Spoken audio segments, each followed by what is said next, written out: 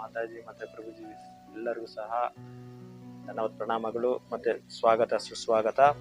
ಈಗ ನಾವು ಭಗವದ್ಗೀತಾ ಯಥಾರೂಪ ಅಧ್ಯಾಯ 18 ಶ್ಲೋಕ ಸಂಖ್ಯೆ 42 ತಿಳ್ಕೊಳ್ಳೋದಕ್ಕೆ ಪ್ರಯತ್ನ ಮಾಡೋಣ. ಹರೇ ಕೃಷ್ಣ.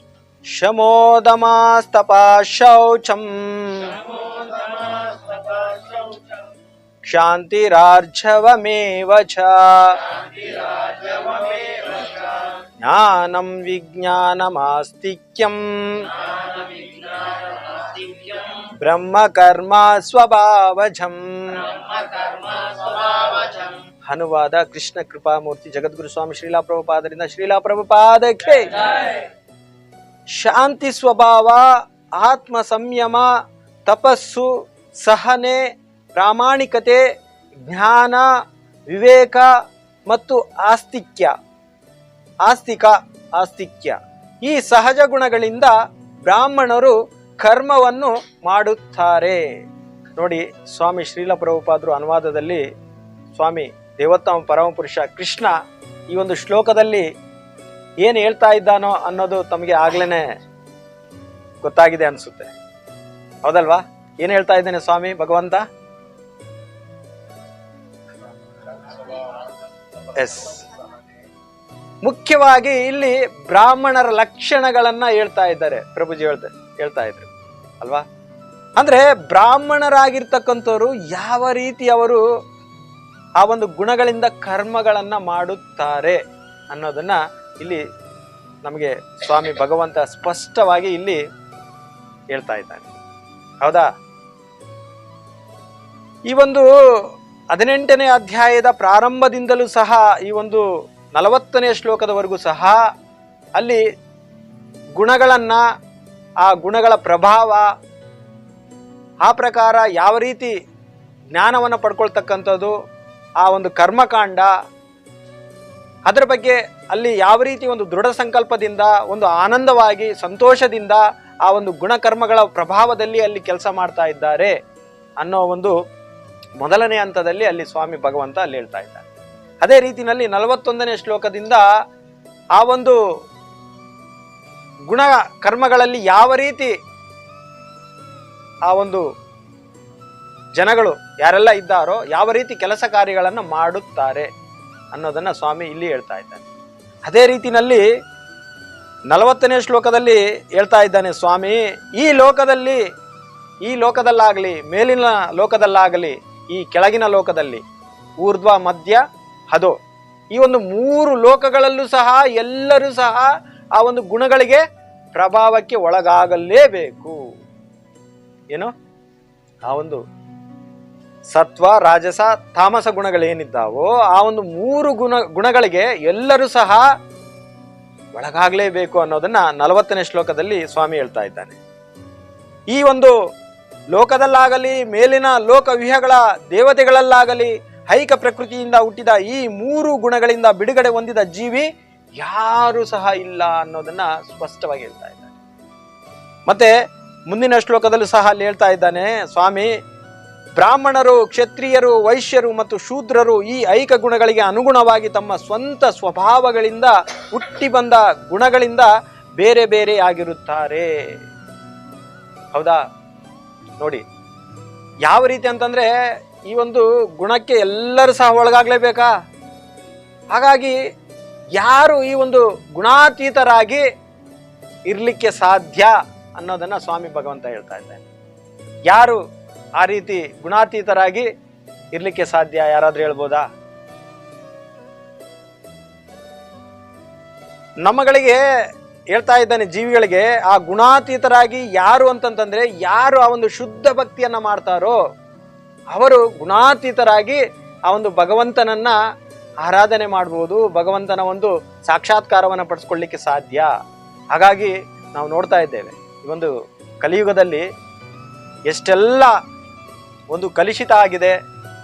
ಯಾರು ಆ ಒಂದು ಬ್ರಾಹ್ಮಣರ ಒಂದು ಲಕ್ಷಣಗಳನ್ನ ಪಾಲಿಸ್ತಾ ಇದ್ದಾರಾ, ಕ್ಷತ್ರಿಯರಾದವರು ಕ್ಷತ್ರಿಯ ಧರ್ಮವನ್ನು ಪಾಲಿಸ್ತಾ ಇದ್ದಾರಾ, ವೈಶ್ಯರಾದವರು ವೈಶ್ಯ ಧರ್ಮವನ್ನು ಪಾಲಿಸ್ತಾ ಇದ್ದಾರಾ, ಶೂದ್ರರಾದವರು ಶೂದ್ರ ಧರ್ಮವನ್ನು ಪಾಲಿಸ್ತಾ ಇದ್ದಾರಾ? ಇಲ್ಲ. ಹಾಗಾಗಿ ಸ್ವಾಮಿ ಭಗವಂತ ಆ ಒಂದು ವರ್ಣಾಶ್ರಮ ಪದ್ಧತಿಯನ್ನ ಶಾಸ್ತ್ರಗಳಲ್ಲಿ ಸ್ಪಷ್ಟವಾಗಿ ಅಲ್ಲಿ ನಮಗೆ ತಿಳಿಸ್ಕೊಡ್ತಾ ಇದೆ.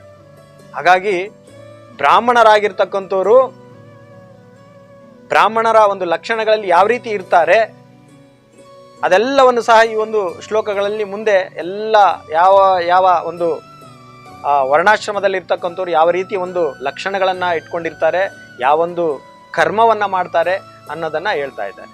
ಹಾಗಾಗಿ ನಾವು ನೋಡ್ತಾ ಇದ್ದೇವೆ ಈಗ ಸದ್ಯದ ಪರಿಸ್ಥಿತಿಯಲ್ಲಿ ಎಲ್ಲರೂ ಸಹ ಮಿಕ್ಸ್ ಆಗಿದ್ದಾರೆ.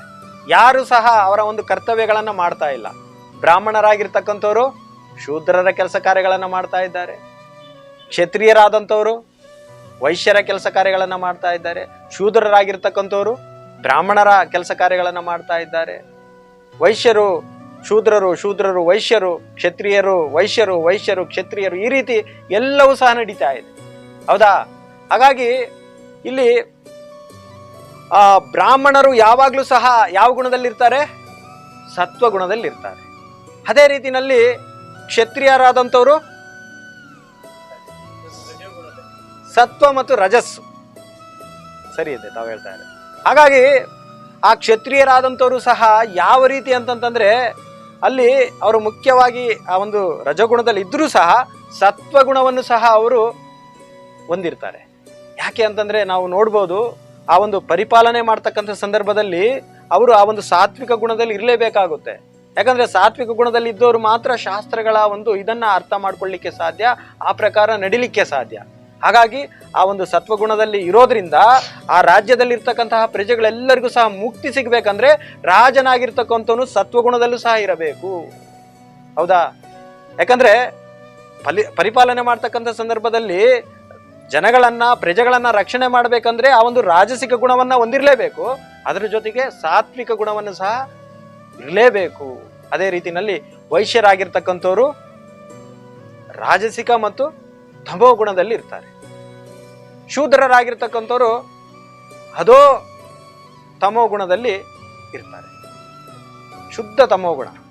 ಹಾಗಾಗಿ ಇಲ್ಲಿ ನಾವು ಈ ಒಂದು ವರ್ಣಾಶ್ರಮ ಪದ್ಧತಿಯಲ್ಲಿ ಈಗ ನೋಡ್ತಾ ಇದ್ದೇವೆ, ಯಾರು ಸಹ ಆ ಒಂದು ಬ್ರಾಹ್ಮಣರ ಲಕ್ಷಣಗಳನ್ನು ಅಲ್ಲಿ ಪಡ್ಕೊಳ್ಳಲಿಕ್ಕೆ ಸಾಧ್ಯ ಆಗ್ತಾ ಇಲ್ಲ.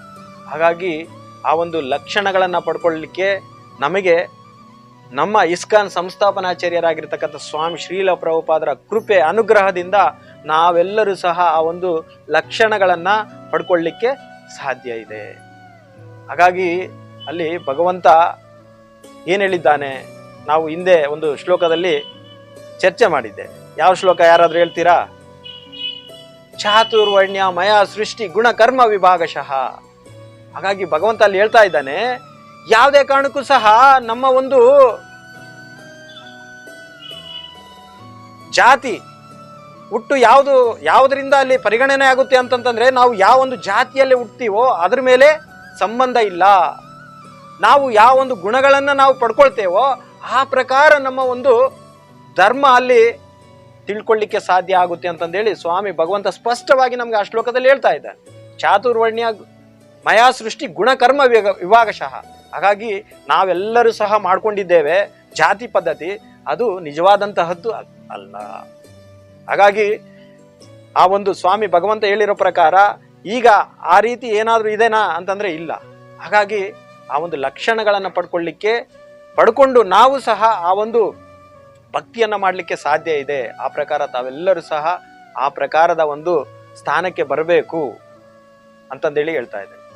ಹಾಗಾಗಿ ನಾವು ಯಾವೊಂದು ಜಾತಿನಲ್ಲಿ ಹುಟ್ಟಿರ್ತೇವೋ ಅದು ಮುಖ್ಯ ಅಲ್ಲ, ಹೌದಲ್ಲ ಮತ್ತೆ?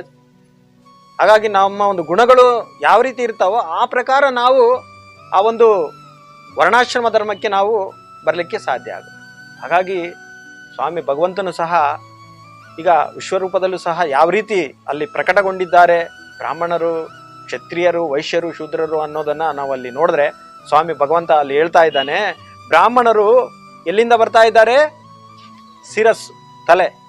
ಅದೇ ರೀತಿಯಲ್ಲಿ ಕ್ಷತ್ರಿಯರು ಬಾಹುಗಳು, ಭುಜಗಳು.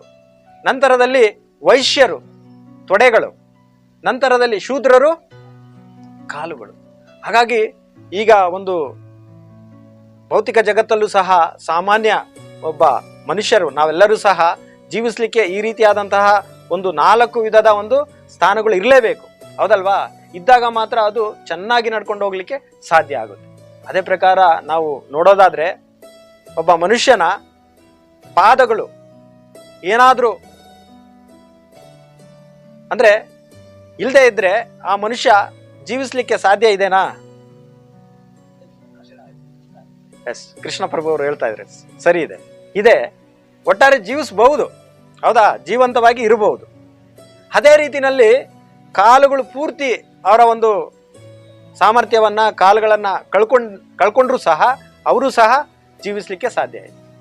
ಅದೇ ರೀತಿಯಲ್ಲಿ 2 ಕೈಗಳನ್ನ ಸಹ ಕಳ್ಕೊಂಡಿದ್ರು ಸಹ ಜೀವಿಸ್ಲಿಕ್ಕೆ ಸಾಧ್ಯ ಇದೆ. ಅದೇ ರೀತಿನಲ್ಲಿ ಶಿರಸ್ಸು, ಆ ಒಂದು ತಲೆಯನ್ನ ಏನಾದ್ರೂ ಕಳ್ಕೊಂಡ್ರೆ ಸಾಧ್ಯನೇ ಇಲ್ಲ. ಹಾಗಾಗಿ ಒಂದು ಸಮಾಜದಲ್ಲಿ ಚೆನ್ನಾಗಿ ನಡ್ಕೊಂಡು ಹೋಗ್ಬೇಕು ಆ ಸಮಾಜ ಅಂತಂದ್ರೆ ಶಿರಸ್ಸು ಅಂತಕ್ಕಂತಹ ಬ್ರಾಹ್ಮಣರ ಸ್ಥಾನ ಅದು ಚೆನ್ನಾಗಿರ್ಲೇಬೇಕು. ಅದು ಇಲ್ಲ ಅಂತಂದ್ರೆ ಆ ಒಂದು ಮನುಷ್ಯ ಬದುಕಿರ್ಲಿಕ್ಕೆ ಸಾಧ್ಯನೇ ಇಲ್ಲ. ಹಾಗಾಗಿ ಬ್ರಾಹ್ಮಣರಿಗೆ ನಾವು ತುಂಬಾ ಒಂದು ಗೌರವಗಳನ್ನ, ಅವರ ಒಂದು ಸ್ಥಾನವನ್ನ ಅರ್ಥ ಮಾಡ್ಕೊಂಡು ಆ ರೀತಿನಲ್ಲಿ ಅವರನ್ನ ನಾವು ನೋಡ್ಬೇಕು, ಆ ರೀತಿ ನಾವು ಅವರನ್ನ ಆಧರಿಸ್ಬೇಕು, ಗೌರವಿಸಬೇಕು ಅನ್ನೋದನ್ನ ಇಲ್ಲಿ ನಾವು ತಿಳ್ಕೊಬಹುದು. ಹಾಗಾಗಿ ಒಟ್ಟಾರೆ ಸಮಾಜ ಈ ರೀತಿ 4 ಇದರಲ್ಲಿ ಬ್ರಾಹ್ಮಣರ ಒಂದು ಸ್ಥಾನ ಉನ್ನತವಾಗಿರ್ತಕ್ಕಂಥದ್ದು. ಹಾಗಾಗಿ ಇಲ್ಲಿ ಹೇಳ್ತಾ ಇದ್ದಾರೆ. ಹಾಗಾಗಿ ಮತ್ತೆ ನಮ್ಮ ಇಸ್ಕಾನ್ ಸಂಸ್ಥೆಯ ಸಂಸ್ಥಾಪನಾಚಾರ್ಯರು ಸಹ ಯಾವ ರೀತಿ ನಮ್ಮೆಲ್ಲರನ್ನ ಸಹ ಈ ರೀತಿಯಾದ ಒಂದು ಸ್ಥಾನಕ್ಕೆ ಬರಲಿಕ್ಕೆ ಒಂದು ಕೃಪೆಯನ್ನ ಮಾಡಿದ್ದಾರೆ ಅನ್ನೋದನ್ನ ಸಹ ತಮ್ಮೆಲ್ಲರಿಗೂ ಸಹ ಗೊತ್ತಿದೆ. ಒಂದು ಸಂದರ್ಭದಲ್ಲಿ ಅಲ್ಲಿ ಪಾಶ್ಚಾತ್ಯ ದೇಶದಲ್ಲಿ ಸ್ವಾಮಿ ಶ್ರೀಲ ಪ್ರಭುಪಾದರು ತಮ್ಮ ಒಂದು 70ನೇ ವಯಸ್ಸಲ್ಲಿ ಪಾಶ್ಚಾತ್ಯ ದೇಶಕ್ಕೆ ಹೋಗಿ ಈ ಒಂದು ಕೃಷ್ಣ ಪ್ರಜ್ಞೆಯನ್ನ ಪ್ರಚಾರ ಮಾಡಿ ಭಕ್ತರನ್ನ ಮಾಡಿರೋದು ತಮ್ಮೆಲ್ಲರಿಗೂ ಸಹ ಗೊತ್ತಿದೆ. ಆ ಸಂದರ್ಭದಲ್ಲಿ ಭಕ್ತರನ್ನ ಮಾಡಿ ಎಲ್ಲರನ್ನು ಸಹ ಕರ್ಕೊಂಡು ಬಂದಂತ ಸಂದರ್ಭದಲ್ಲಿ ಅಲ್ಲಿ ಏನು ಬ್ರಾಹ್ಮಣರಿದ್ದಾರೋ ಅವರೆಲ್ಲರೂ ಸಹ ತುಂಬಾ ವಿರೋಧ ಮಾಡ್ತಾ ಇದ್ದಾರಂತೆ. ಯಾವ ರೀತಿ ನೀನು ಈ ರೀತಿ ಮಾಡಿದ್ರೆ ನಮ್ಮ ಒಂದು ಪರಿಸ್ಥಿತಿ ಏನು ಅನ್ನೋದನ್ನ ತುಂಬಾ ಸ್ವಾಮಿ ಶ್ರೀಲ ಪ್ರಭುಪಾದರು ಆ ಒಂದು ವಿಮಾನ ನಿಲ್ದಾಣದಿಂದ ಹೊರಗಡೆ ಬಂದಂತ ಸಂದರ್ಭದಲ್ಲಿ ತುಂಬಾ ಜನ ಬ್ರಾಹ್ಮಣರು ಪ್ರಾರಂಭದಲ್ಲಿ ವಿರೋಧ ಮಾಡಿದಾಗ ಸ್ವಾಮಿ ಶ್ರೀಲ ಪ್ರಭುಪಾದರು ಅದ್ಭುತವಾಗಿ ಶಾಸ್ತ್ರ ಸಮ್ಮತವಾಗಿ ಭಗವಂತ ಕೃಷ್ಣ ಹೇಳಿರೋದನ್ನ ಅಲ್ಲಿ ಹೇಳಿ ಅದೆಲ್ಲವನ್ನು ಸಹ ಅವರ ಒಂದು ಸಂಶಯ ಪ್ರಶ್ನೆಗೆ ವಿರೋಧಕ್ಕೆ ಉತ್ತರವನ್ನ ಕೊಡ್ತಾರೆ. ಯಾವ ರೀತಿ? ಆಗ್ಲೇ ನಾವು ಶ್ಲೋಕನ ಸ್ಮರಣೆ ಮಾಡಿದ್ವಲ್ಲ, ಚಾತುರ್ವರ್ಣ್ಯ ಮಯ ಸೃಷ್ಟಿ ಗುಣ ಕರ್ಮ ವಿಭಾಗಶಃ ಅಲ್ವಾ? ಹಾಗಾಗಿ ನಮಗೆ ಎಲ್ಲರಿಗೂ ಸಹ ಬ್ರಾಹ್ಮಣರನ್ನ ಆಗ್ಲಿಕ್ಕೆ ಒಂದು ಅರ್ಹತೆಯನ್ನು ಕೊಡ್ತಾ ಇದ್ದಾರೆ. ಕಾರಣ ಸ್ವಾಮಿ ಶ್ರೀಲ ಪ್ರಭುಪಾದರ ಕೃಪೆ. ಆ ಲಕ್ಷಣಗಳನ್ನ ನಾವೆಲ್ಲರೂ ಸಹ ಪಡ್ಕೊಳ್ಳಿಕ್ಕೆ ಒಂದು ಅವಕಾಶ ಇದೆ, ಹೌದಲ್ವಾ? ನೋಡಿ, ಯಾವ ಒಂದು ಸಂಸ್ಥೆಯಲ್ಲಿ ಈ ರೀತಿಯಾದಂತಹ ಒಂದು ಅವಕಾಶಗಳನ್ನ ಕೊಡ್ತಾ ಇದ್ದಾರೆ ಅಲ್ವಾ? ಸಾಧ್ಯನೇ ಇಲ್ಲ. ನಮ್ಮ ಸ್ವಾಮಿ ಶ್ರೀಲ ಪ್ರಭುಪಾದರ ಕೃಪೆ ಅನುಗ್ರಹದಿಂದ ನಮಗೂ ಸಹ ಅವಕಾಶ ಇದೆ. ಹಾಗಾಗಿ ನಮ್ಮೆಲ್ಲರಿಗೂ ಸಹ ಆ ಒಂದು ಹಂತವಾಗಿ ಆ ಒಂದು ದೀಕ್ಷೆಗಳನ್ನ, ಹರಿನಾಮ ದೀಕ್ಷೆ, ಅದಕ್ಕಿಂತ ಮುಂಚೆ ತಮ್ಮೆಲ್ಲರಿಗೂ ಸಹ ಗೊತ್ತಿದೆ ಹರಿನಾಮ ದೀಕ್ಷಾ, ಅದಾದ್ಮೇಲೆ ಎಲ್ಲರಿಗೂ ಸಹ ಬ್ರಾಹ್ಮಣ ದೀಕ್ಷೆಯನ್ನು ಸಹ ಕೊಡ್ತಾ ಇದ್ದಾರೆ. ಆ ಒಂದು ಬ್ರಾಹ್ಮಣ ದೀಕ್ಷೆ ಯಾವ ಒಂದು ಕಾರಣದಿಂದ ಕೊಡ್ತಾ ಇದ್ದಾರೆ ಅಂತಂತಂದ್ರೆ, ಕೇವಲ ಭಕ್ತಿಯಲ್ಲಿ ಯಾರು ಚೆನ್ನಾಗಿ ಮುಂದುವರೆದು ಭಕ್ತಿಯನ್ನ ಸ್ವಾಮಿಯನ್ನ ಆರಾಧನೆ ಮಾಡ್ತಾ ಇದ್ದಾರೆ ಅವ್ರಿಗೆ ಮಾತ್ರ ಕೊಡ್ತಾ ಇದ್ದಾರೆ. ಹಾಗಾಗಿ ಆ ಪ್ರಕಾರ ನಮ್ಮೆಲ್ಲರಿಗೂ ಸಹ ಬ್ರಾಹ್ಮಣರ ಒಂದು ಸ್ಥಾನಕ್ಕೆ ಬರ್ಲಿಕ್ಕೆ ಅವಕಾಶ ಇದೆ. ಆ ನಂತರ ಅಲ್ಲಿ ಬ್ರಾಹ್ಮಣರ ಒಂದು ಸ್ಥಾನ ಸಾತ್ವಿಕ ಗುಣ, ಆ ಒಂದು ಸಾತ್ವಿಕ ಗುಣದಲ್ಲೇ ಇಲ್ದೇನೆ ನಾವು ಶುದ್ಧ ಸಾತ್ವಿಕ ಗುಣಕ್ಕೂ ಸಹ ಹೋಗ್ಲಿಕ್ಕೆ ಒಂದು ಅವಕಾಶ ನಮ್ಮೆಲ್ಲರಿಗೂ ಸಹ ಇದೆ. ಆ ಪ್ರಕಾರ ಪೂರ್ವದಲ್ಲೂ ಸಹ ಬ್ರಾಹ್ಮಣರಾಗಿರ್ತಕ್ಕಂಥವ್ರು ಯಾವ ರೀತಿ ಒಂದು ಕರ್ಮಗಳನ್ನ ಮಾಡ್ತಾ ಇದ್ರು ಅಂತಂತಂದ್ರೆ, ಯಜನ್ ಯಾಜನ್ ಪಠನ್ ಪಾಠನ್, ಅಂದ್ರೆ ಈ ಒಂದು ಕಲಿಯುಗ ಪ್ರಾರಂಭ ಆಗೋದಕ್ಕಿಂತ ಮುಂಚೆ ಬ್ರಾಹ್ಮಣರಾಗಿರ್ತಕ್ಕಂಥವ್ರು ಯಾವ ರೀತಿ ಕರ್ಮಗಳನ್ನು ಮಾಡ್ತಾ ಇದ್ರೆ ಅಂತಂದ್ರೆ, ಯಜನ್ ಯಾಜನ್ ಪಠನ್ ಪಾಠನ್, ಅಂದ್ರೆ ಯಜನ್ ಅಂತಂತಂದ್ರೆ ಶಾಸ್ತ್ರಗಳನ್ನ ಅಧ್ಯಯನ ಮಾಡ್ತಕ್ಕಂಥದ್ದು. ಅದೇ ರೀತಿನಲ್ಲಿ ಶಾಸ್ತ್ರಗಳನ್ನ ಓದ್ಲಿಕ್ಕೆ ಕಲೀಲಿಕ್ಕೆ ಅವಕಾಶ ಮಾಡಿಕೊಡ್ತಕ್ಕಂಥದ್ದು. ನಂತರದಲ್ಲಿ ಯಜನ್ ಅಂತಂದ್ರೆ ಭಗವಂತನ ವಿಗ್ರಹಾರಾಧನೆ, ಅರ್ಚನೆ, ಆ ರೀತಿ ಮಾಡ್ತಕ್ಕಂಥದ್ದು. ನಂತರದಲ್ಲಿ ಆ ಒಂದು ಹಂತಕ್ಕೆ ಬರ್ಲಿಕ್ಕೆ ಅವಕಾಶಗಳನ್ನು ಕೊಡ್ತಕ್ಕಂಥದ್ದು. ಈ ರೀತಿ ಅವರ ಒಂದು ಕರ್ಮಗಳಾಗಿತ್ತು, ಹೌದಲ್ವಾ? ಈ ಒಂದು ಕಲಿಯುಗ ಪ್ರಾರಂಭ ಆಗೋದಕ್ಕಿಂತ ಮುಂಚೆ ಆ ರೀತಿನಲ್ಲಿ ಅವರು ಒಂದು ತಮ್ಮ ಒಂದು ಕರ್ಮಗಳನ್ನ ಮಾಡ್ತಾ ಇದ್ರು. ಸರಿ, ಆಯ್ತು, ಇಷ್ಟನ್ನೇ ಮಾಡ್ಕೊಂಡಿದ್ರೆ ಅವರ ಒಂದು ಜೀವನಾಧಾರಕ್ಕೆ ಏನು ಅನ್ನೋದನ್ನ ನಾವು ಅಲ್ಲಿ ಹೇಳ್ತಾ ಇದ್ದಾರೆ. ಅವರಿಗೆ ಯಾವ ರೀತಿ ಅಂತಂದ್ರೆ ಭಗವಂತ ಎಲ್ಲ ವ್ಯವಸ್ಥೆಗಳನ್ನ ಮಾಡ್ತಾ ಇದ್ದ. ಅವ್ರಿಗೆ ಏನೆಲ್ಲ ಬೇಕು ದಾನ ಧರ್ಮದಲ್ಲಿ ಅವರಿಗೆ ಕೊಡ್ತಾ ಇದ್ರು. ಆ ಪ್ರಕಾರ ಇಸ್ಕೊಂಡು ಅದನ್ನ ತಾವು ಉನ್ನತವಾಗಿ ಬೆಳೆಸ್ತಕ್ಕಂಥದ್ದು ಆಗಿರ್ಲಿಲ್ಲ. ಯಾವ ರೀತಿ ಬರುತ್ತೋ ಆ ಪ್ರಕಾರನೇ ಎಲ್ಲವನ್ನು ಸಹ ದಾನ ಮಾಡ್ತಾ ಇದ್ರು. ಈ ರೀತಿ ಆ ಒಂದು ಬ್ರಾಹ್ಮಣರು ಅಲ್ಲಿ ಒಂದು ಕರ್ತವ್ಯಗಳನ್ನು ಮಾಡ್ತಾ ಇದ್ರು. ಹಾಗಾಗಿ ಈ ಒಂದು ವರ್ತಮಾನದಲ್ಲಿ ಆಗಲೇ ಚರ್ಚೆ ಮಾಡ್ಕೊಂಡಿರೋ ಪ್ರಕಾರ ಯಾರು ಸಹ ಆ ರೀತಿಯಾದಂತಹ ಒಂದು ಜೀವನವನ್ನ, ಆ ರೀತಿಯಾದಂತಹ ಲಕ್ಷಣಗಳನ್ನ ಹೊಂದಿರೋದು ತುಂಬಾ ತುಂಬಾ ವಿರಳ, ಹೌದಲ್ವಾ? ಹಾಗಾಗಿ ಇಲ್ಲಿ ನಮಗೆ ನಮ್ಮ ಇಸ್ಕಾನ್ ಸಂಸ್ಥೆ ಮುಖಾಂತರ ನಮ್ಮೆಲ್ಲರಿಗೂ ಸಹ ಒಂದು ಅವಕಾಶ ಇದೆ ಆ ರೀತಿಯಾದಂತಹ ಒಂದು ಗುಣಗಳನ್ನು ಪಡ್ಕೊಳ್ಳಿಕ್ಕೆ. ಆ ಒಂದು ಗುಣಗಳ ಬಗ್ಗೆ ನಾವು ಇಲ್ಲಿ ಈಗ ತಿಳ್ಕೊಳ್ಳೋದಕ್ಕೆ ಪ್ರಯತ್ನ ಮಾಡೋಣ. ಇಲ್ಲಿ ಸ್ವಾಮಿ ಭಗವಂತ ಸ್ಪಷ್ಟವಾಗಿ ಇಲ್ಲಿ ಹೇಳ್ತಾ ಇದ್ದಾರೆ ನೋಡಿ, 9 ಗುಣಗಳ ಬಗ್ಗೆ ಇಲ್ಲಿ ಹೇಳ್ತಾ ಇದ್ದಾರೆ, ಹೌದಲ್ವಾ? ಇಲ್ಲಿ ಶಾಂತಿ ಸ್ವಭಾವ, ಶಮಃ ಅಂತಂತಂದ್ರೆ ಶಾಂತಿ, ಆ ಮನಸ್ಸನ್ನ ನಿಯಂತ್ರಣ ಮಾಡ್ತಕ್ಕಂಥದ್ದು. ದಮಃ ಅಂತಂತಂದ್ರೆ ಆತ್ಮ ನಿಗ್ರಹ, ಆತ್ಮ ಸಂಯಮ ಅಂದ್ರೆ ಇಂದ್ರಿಯಗಳನ್ನ ನಿಗ್ರಹ ಮಾಡ್ತಕ್ಕಂಥದ್ದು. ತಪಃ ಅಂದ್ರೆ ತಪಸ್ಸನ್ನ ಮಾಡ್ತಕ್ಕಂಥದ್ದು. ಶೌಚಂ ಅಂದ್ರೆ ಶುಚಿ. ಕ್ಷಾಂತಿ, ಅಲ್ಲಿ ಶಾಂತಿ ಅಲ್ಲ ಕ್ಷಾಂತಿ ಅಂತ ಇದೆ ನೋಡಿ, ಆ ಒಂದು ತಾಳ್ಮೆ ಅಂದ್ರೆ ಸಹನೆ. ಆನಂತರ ಆರ್ಜವಂ, ಪ್ರಾಮಾಣಿಕತೆ, ಸತ್ಯತೆ. ಮತ್ತೆ ಜ್ಞಾನಂ ಅಂತಂದ್ರೆ ಶಾಸ್ತ್ರಗಳ ಜ್ಞಾನ. ಮತ್ತೆ ಇಲ್ಲಿ ವಿಜ್ಞಾನಂ, ಜ್ಞಾನಂ ಆದ್ಮೇಲೆ ಏನಿದೆ ಪ್ರಭು? ವಿಜ್ಞಾನಂ. ಅನುವಾದದಲ್ಲಿ ವಿವೇಕ ಅಂತ ಇದೆ, ಅದನ್ನು ಸಹ ಸರಿಯಾದ ಪದ. ಆ ಪ್ರಕಾರ ಆ ಒಂದು ವಿಜ್ಞಾನ ಅಂತಂತಂದ್ರೆ ಅನುಭವ ಪೂರ್ವಕವಾಗಿರ್ತಕ್ಕಂತಹ ಜ್ಞಾನ. ನಂತರದಲ್ಲಿ ಕೊನೆಯದಾಗಿ ಆಸ್ತಿಕ್ಯಂ ಅಂತಂದ್ರೆ ಅಂತಂದ್ರೆ ಈ ಒಂದು ಶಾಸ್ತ್ರಗಳನ್ನ ಯಾವ ರೀತಿ ನಾವು ಪಾಲನೆಯನ್ನ ಮಾಡ್ಬೇಕು, ಆ ಶಾಸ್ತ್ರಗಳನ್ನ ಒಪ್ಕೊಳ್ತಕ್ಕಂಥದ್ದು ಅನ್ನೋದನ್ನ ಇಲ್ಲಿ ನಾವು ನೋಡ್ಬೋದು. ಅಂದ್ರೆ ಆ ಒಂದು ಧಾರ್ಮಿಕತೆ ಅನ್ನೋದನ್ನ ಇಲ್ಲಿ ಸ್ವಾಮಿ ಭಗವಂತ ಸ್ಪಷ್ಟವಾಗಿ ಹೇಳ್ತಾ ಇದ್ದಾರೆ. ಆದ್ರೆ ಇಲ್ಲಿ ತಾವು ನೋಡ್ಬೋದು 9 ಗುಣಗಳ ಬಗ್ಗೆ ಹೇಳ್ತಾ ಇದ್ದಾರೆ. ಆದ್ರೆ ಇದರಲ್ಲಿ ಏನಾದ್ರೂ ಭಕ್ತಿ ಅಂತಕ್ಕಂತಹ ಒಂದು ಪದ, ಆ ಒಂದು ಭಕ್ತಿಯ ಬಗ್ಗೆ ಏನಾದ್ರೂ ಸ್ವಾಮಿ ಹೇಳಿದ್ದಾನ? ಇಲ್ಲ. ಅಂದ್ರೆ ಇಲ್ಲಿ ನಾವು ನೋಡ್ಬೋದು, ಇಲ್ಲಿ ಏನು 9 ಗುಣಗಳಿದ್ದಾವೋ ಅದರಲ್ಲಿ ನಾವು ಕೊನೆಯ ಒಂದು ಗುಣವನ್ನ ನಾವು ಈಗ ತಿಳ್ಕೊಳ್ಳಿಕ್ಕೆ ಪ್ರಯತ್ನ ಮಾಡೋಣ. ಇಲ್ಲಿ ಆಸ್ತಿಕ ಅಂತಂತಂದ್ರೆ ಏನು? ಆ ಒಂದು ಶಾಸ್ತ್ರಗಳನ್ನ ಅರ್ಥ ಮಾಡ್ಕೊಳ್ತಕ್ಕಂಥದ್ದು, ಹೌದಾ? ಧಾರ್ಮಿಕತೆ ಅಂದ್ರೇನು? ಶಾಸ್ತ್ರಗಳನ್ನ ನಾವು ತಿಳ್ಕೊಳ್ತಕ್ಕಂಥದ್ದು. ಶಾಸ್ತ್ರಗಳು ನಮ್ಗೆ ಏನ್ ಹೇಳ್ತಾ ಇದ್ದಾವೆ? ಶಾಸ್ತ್ರಗಳು ಏನೆಲ್ಲ ಹೇಳ್ತಾ ಇದ್ದಾವೋ ಅದನ್ನೆಲ್ಲವನ್ನು ಸಹ ನಂಬಿಕೆಯನ್ನ ಮಾಡ್ತಕ್ಕಂಥದ್ದು, ಅದರ ಬಗ್ಗೆ ನಾವು ತಿಳ್ಕೊಳ್ತಕ್ಕಂಥದ್ದು, ಅದರ ಬಗ್ಗೆ ಯಾವುದೇ ರೀತಿಯಾದಂತಹ ಒಂದು ಧೋರಣೆಯನ್ನ ಹೊಂದಿರದೇ ಇರತಕ್ಕಂಥದ್ದು, ಆ ಒಂದು ನಂಬಿಕೆ. ಆ ಪ್ರಕಾರ ಶಾಸ್ತ್ರಗಳ, ವೇದಗಳು, ಪುರಾಣಗಳು, ಉಪನಿಷತ್ಗಳು ಏನೆಲ್ಲ ಹೇಳಿದ್ದಾವೋ ಅದೆಲ್ಲವೂ ಸಹ ಸತ್ಯತೆ, ಹೌದಾ? ಆ ಪ್ರಕಾರ ಅದೆಲ್ಲವನ್ನೂ ಸಹ ಅಲ್ಲಿ ತಿಳ್ಕೊಂಡಿರ್ತಾರೆ. ಆದ್ರೆ ಒಬ್ಬೊಬ್ಬರು ಒಂದೊಂದು ರೀತಿನಲ್ಲಿ, ಒಂದೊಂದು ಹಂತದಲ್ಲಿ ಆ ಒಂದು ಶಾಸ್ತ್ರಗಳನ್ನ ನಂಬಲಿಕ್ಕೆ, ತಿಳ್ಕೊಳ್ಳಿಕ್ಕೆ ಸಾಧ್ಯ ಆಗ್ತಾ ಇದೆ, ಹೌದಲ್ವಾ? ಹಾಗಾಗಿ ಇದಕ್ಕೆ ನಾವು ನೋಡಿದಾಗ ಆ ಒಂದು ಬಲಿ ಮಹಾರಾಜರ ಒಂದು ವೃತ್ತಾಂತವನ್ನ ಇಲ್ಲಿ ನಾವು ಸ್ಮರಣೆ ಮಾಡೋದಾದ್ರೆ, ಬಲಿ ಮಹಾರಾಜರು ಅಲ್ಲಿ ಆ ಒಂದು ಲೀಲೆ ತಮ್ಮೆಲ್ಲರಿಗೂ ಸಹ ಗೊತ್ತಿದೆಯಲ್ವಾ? ಸ್ವಾಮಿ ವರಹ ರೂಪದಲ್ಲಿ ಸ್ವಾಮಿ ಭಗವಂತ ಬಂದಾಗ ಬಲಿ ಮಹಾರಾಜರು ಎಲ್ಲವೂ ಸಹ ಆತ್ಮ ಸಮರ್ಪಣೆಯನ್ನ ಮಾಡ್ತಕ್ಕಂತಹ ಒಂದು ಸಂದರ್ಭ ಬರುತ್ತೆ. ಆ ಸಂದರ್ಭದಲ್ಲಿ ಅವರ ಗುರುಗಳಾಗಿರ್ತಕ್ಕಂತಹ ಶುಕ್ರಾಚಾರ್ಯರು ಏನ್ ಹೇಳ್ತಾರೆ? ಅಯ್ಯೋ, ನೀನು ಆ ರೀತಿಯಾದಂತಹ ಒಂದು ಕೆಲಸವನ್ನ ಮಾಡಬೇಡ. ಆ ವ್ಯಕ್ತಿ ಯಾರಿದ್ದಾನೆ? ವಿಷ್ಣು ಇದ್ದಾನೆ. ನೋಡಿ, ಇಲ್ಲಿ ಶುಕ್ರಾಚಾರ್ಯರು ಬ್ರಾಹ್ಮಣರಾಗಿದ್ದಾರೆ. ಬ್ರಾಹ್ಮಣರಾಗಿದ್ರೂ ಸಹ ಅಲ್ಲಿ ಯಾವ ರೀತಿಯಾದಂತಹ ಒಂದು ವಾಕ್ಯವನ್ನ ಹೇಳ್ತಾ ಇದ್ದಾನೆ? ಯಾವುದೇ ಕಾರಣಕ್ಕೂ ಸಹ ನೀನು ಒಪ್ಕೋಬೇಡ, ನೀನು ಅದನ್ನ ವಿರೋಧ ಮಾಡು ಅಂತಂದೇಳಿ ಬಲಿ ಮಹಾರಾಜರಿಗೆ ಹೇಳ್ತಾ ಇದ್ದಾರೆ. ಅಂದ್ರೆ ಇಲ್ಲಿ ಆ ಒಂದು ಧಾರ್ಮಿಕತೆ, ಶಾಸ್ತ್ರಗಳ ಒಂದು ನಂಬಿಕೆಯ ಬಗ್ಗೆ ಯಾವ ರೀತಿ ಅಲ್ಲಿ ಆ ಶುಕ್ರಾಚಾರ್ಯರು ತಿಳ್ಕೊಂಡಿದ್ದಾರೆ, ಆ ಪ್ರಕಾರ ಅವರನ್ನ ಅಭಾಸ ಮಾಡ್ತಕ್ಕಂಥದ್ದಲ್ಲ, ಅವರನ್ನ ತುಚ್ಛವಾಗಿ ನೋಡ್ತಕ್ಕಂಥದ್ದಲ್ಲ. ಅಲ್ಲಿ ಬಲಿ ಮಹಾರಾಜರ ಸ್ಥಾನ ಏನಿದೆ, ಮಹಾನ್ ಶುದ್ಧ ಭಕ್ತರಿದ್ದಾರೆ ಅನ್ನೋದನ್ನ ಅಲ್ಲಿ ತೋರಿಸ್ತಾ ಇದ್ದಾರೆ. ಅದೇ ರೀತಿನಲ್ಲಿ ಇಲ್ಲಿ ಶುಕ್ರಾಚಾರ್ಯರು ಅವರು ಆ ಒಂದು ಶುದ್ಧ ಭಕ್ತಿ ಇಲ್ಲದೆ ಇರೋದ್ರಿಂದ ಅವರು ಅಭಕ್ತರಾಗಿದ್ದಾರೆ ಅನ್ನೋದನ್ನು ಸಹ ಇಲ್ಲಿ ನಾವು ತಿಳ್ಕೊಬಹುದು. ಹಾಗಾಗಿ ಬ್ರಾಹ್ಮಣರಾಗಿರ್ತಕ್ಕಂಥವ್ರು ಎಲ್ಲರೂ ಸಹ ಅವರು ಶುದ್ಧ ಭಕ್ತಿಯನ್ನ ಒಪ್ಕೋಬೇಕು ಅನ್ನೋ ಒಂದು ರೂಲ್ ಏನಿಲ್ಲ ನೋಡಿ. ಇದು ಚೆನ್ನಾಗಿ ನಾವು ಅರ್ಥ ಮಾಡ್ಕೋಬೇಕು. ಆ ಪ್ರಕಾರ ಅಂದ್ರೆ ಅಲ್ಲಿ ಶಾಸ್ತ್ರಗಳಲ್ಲಿ ಸ್ವಾಮಿ ಭಗವಂತ ಒಂದೊಂದು ರೀತಿಯಲ್ಲಿ ಅಲ್ಲಿ ಅರ್ಥ ಮಾಡ್ಕೊಳ್ಳಿಕ್ಕೆ ಅವಕಾಶ ಮಾಡಿಕೊಟ್ಟಿದ್ದಾನೆ. ಆ ಪ್ರಕಾರ ಎಲ್ಲರೂ ಸಹ ಅರ್ಥ ಮಾಡ್ಕೊಳ್ತಾ ಇದ್ದಾರೆ.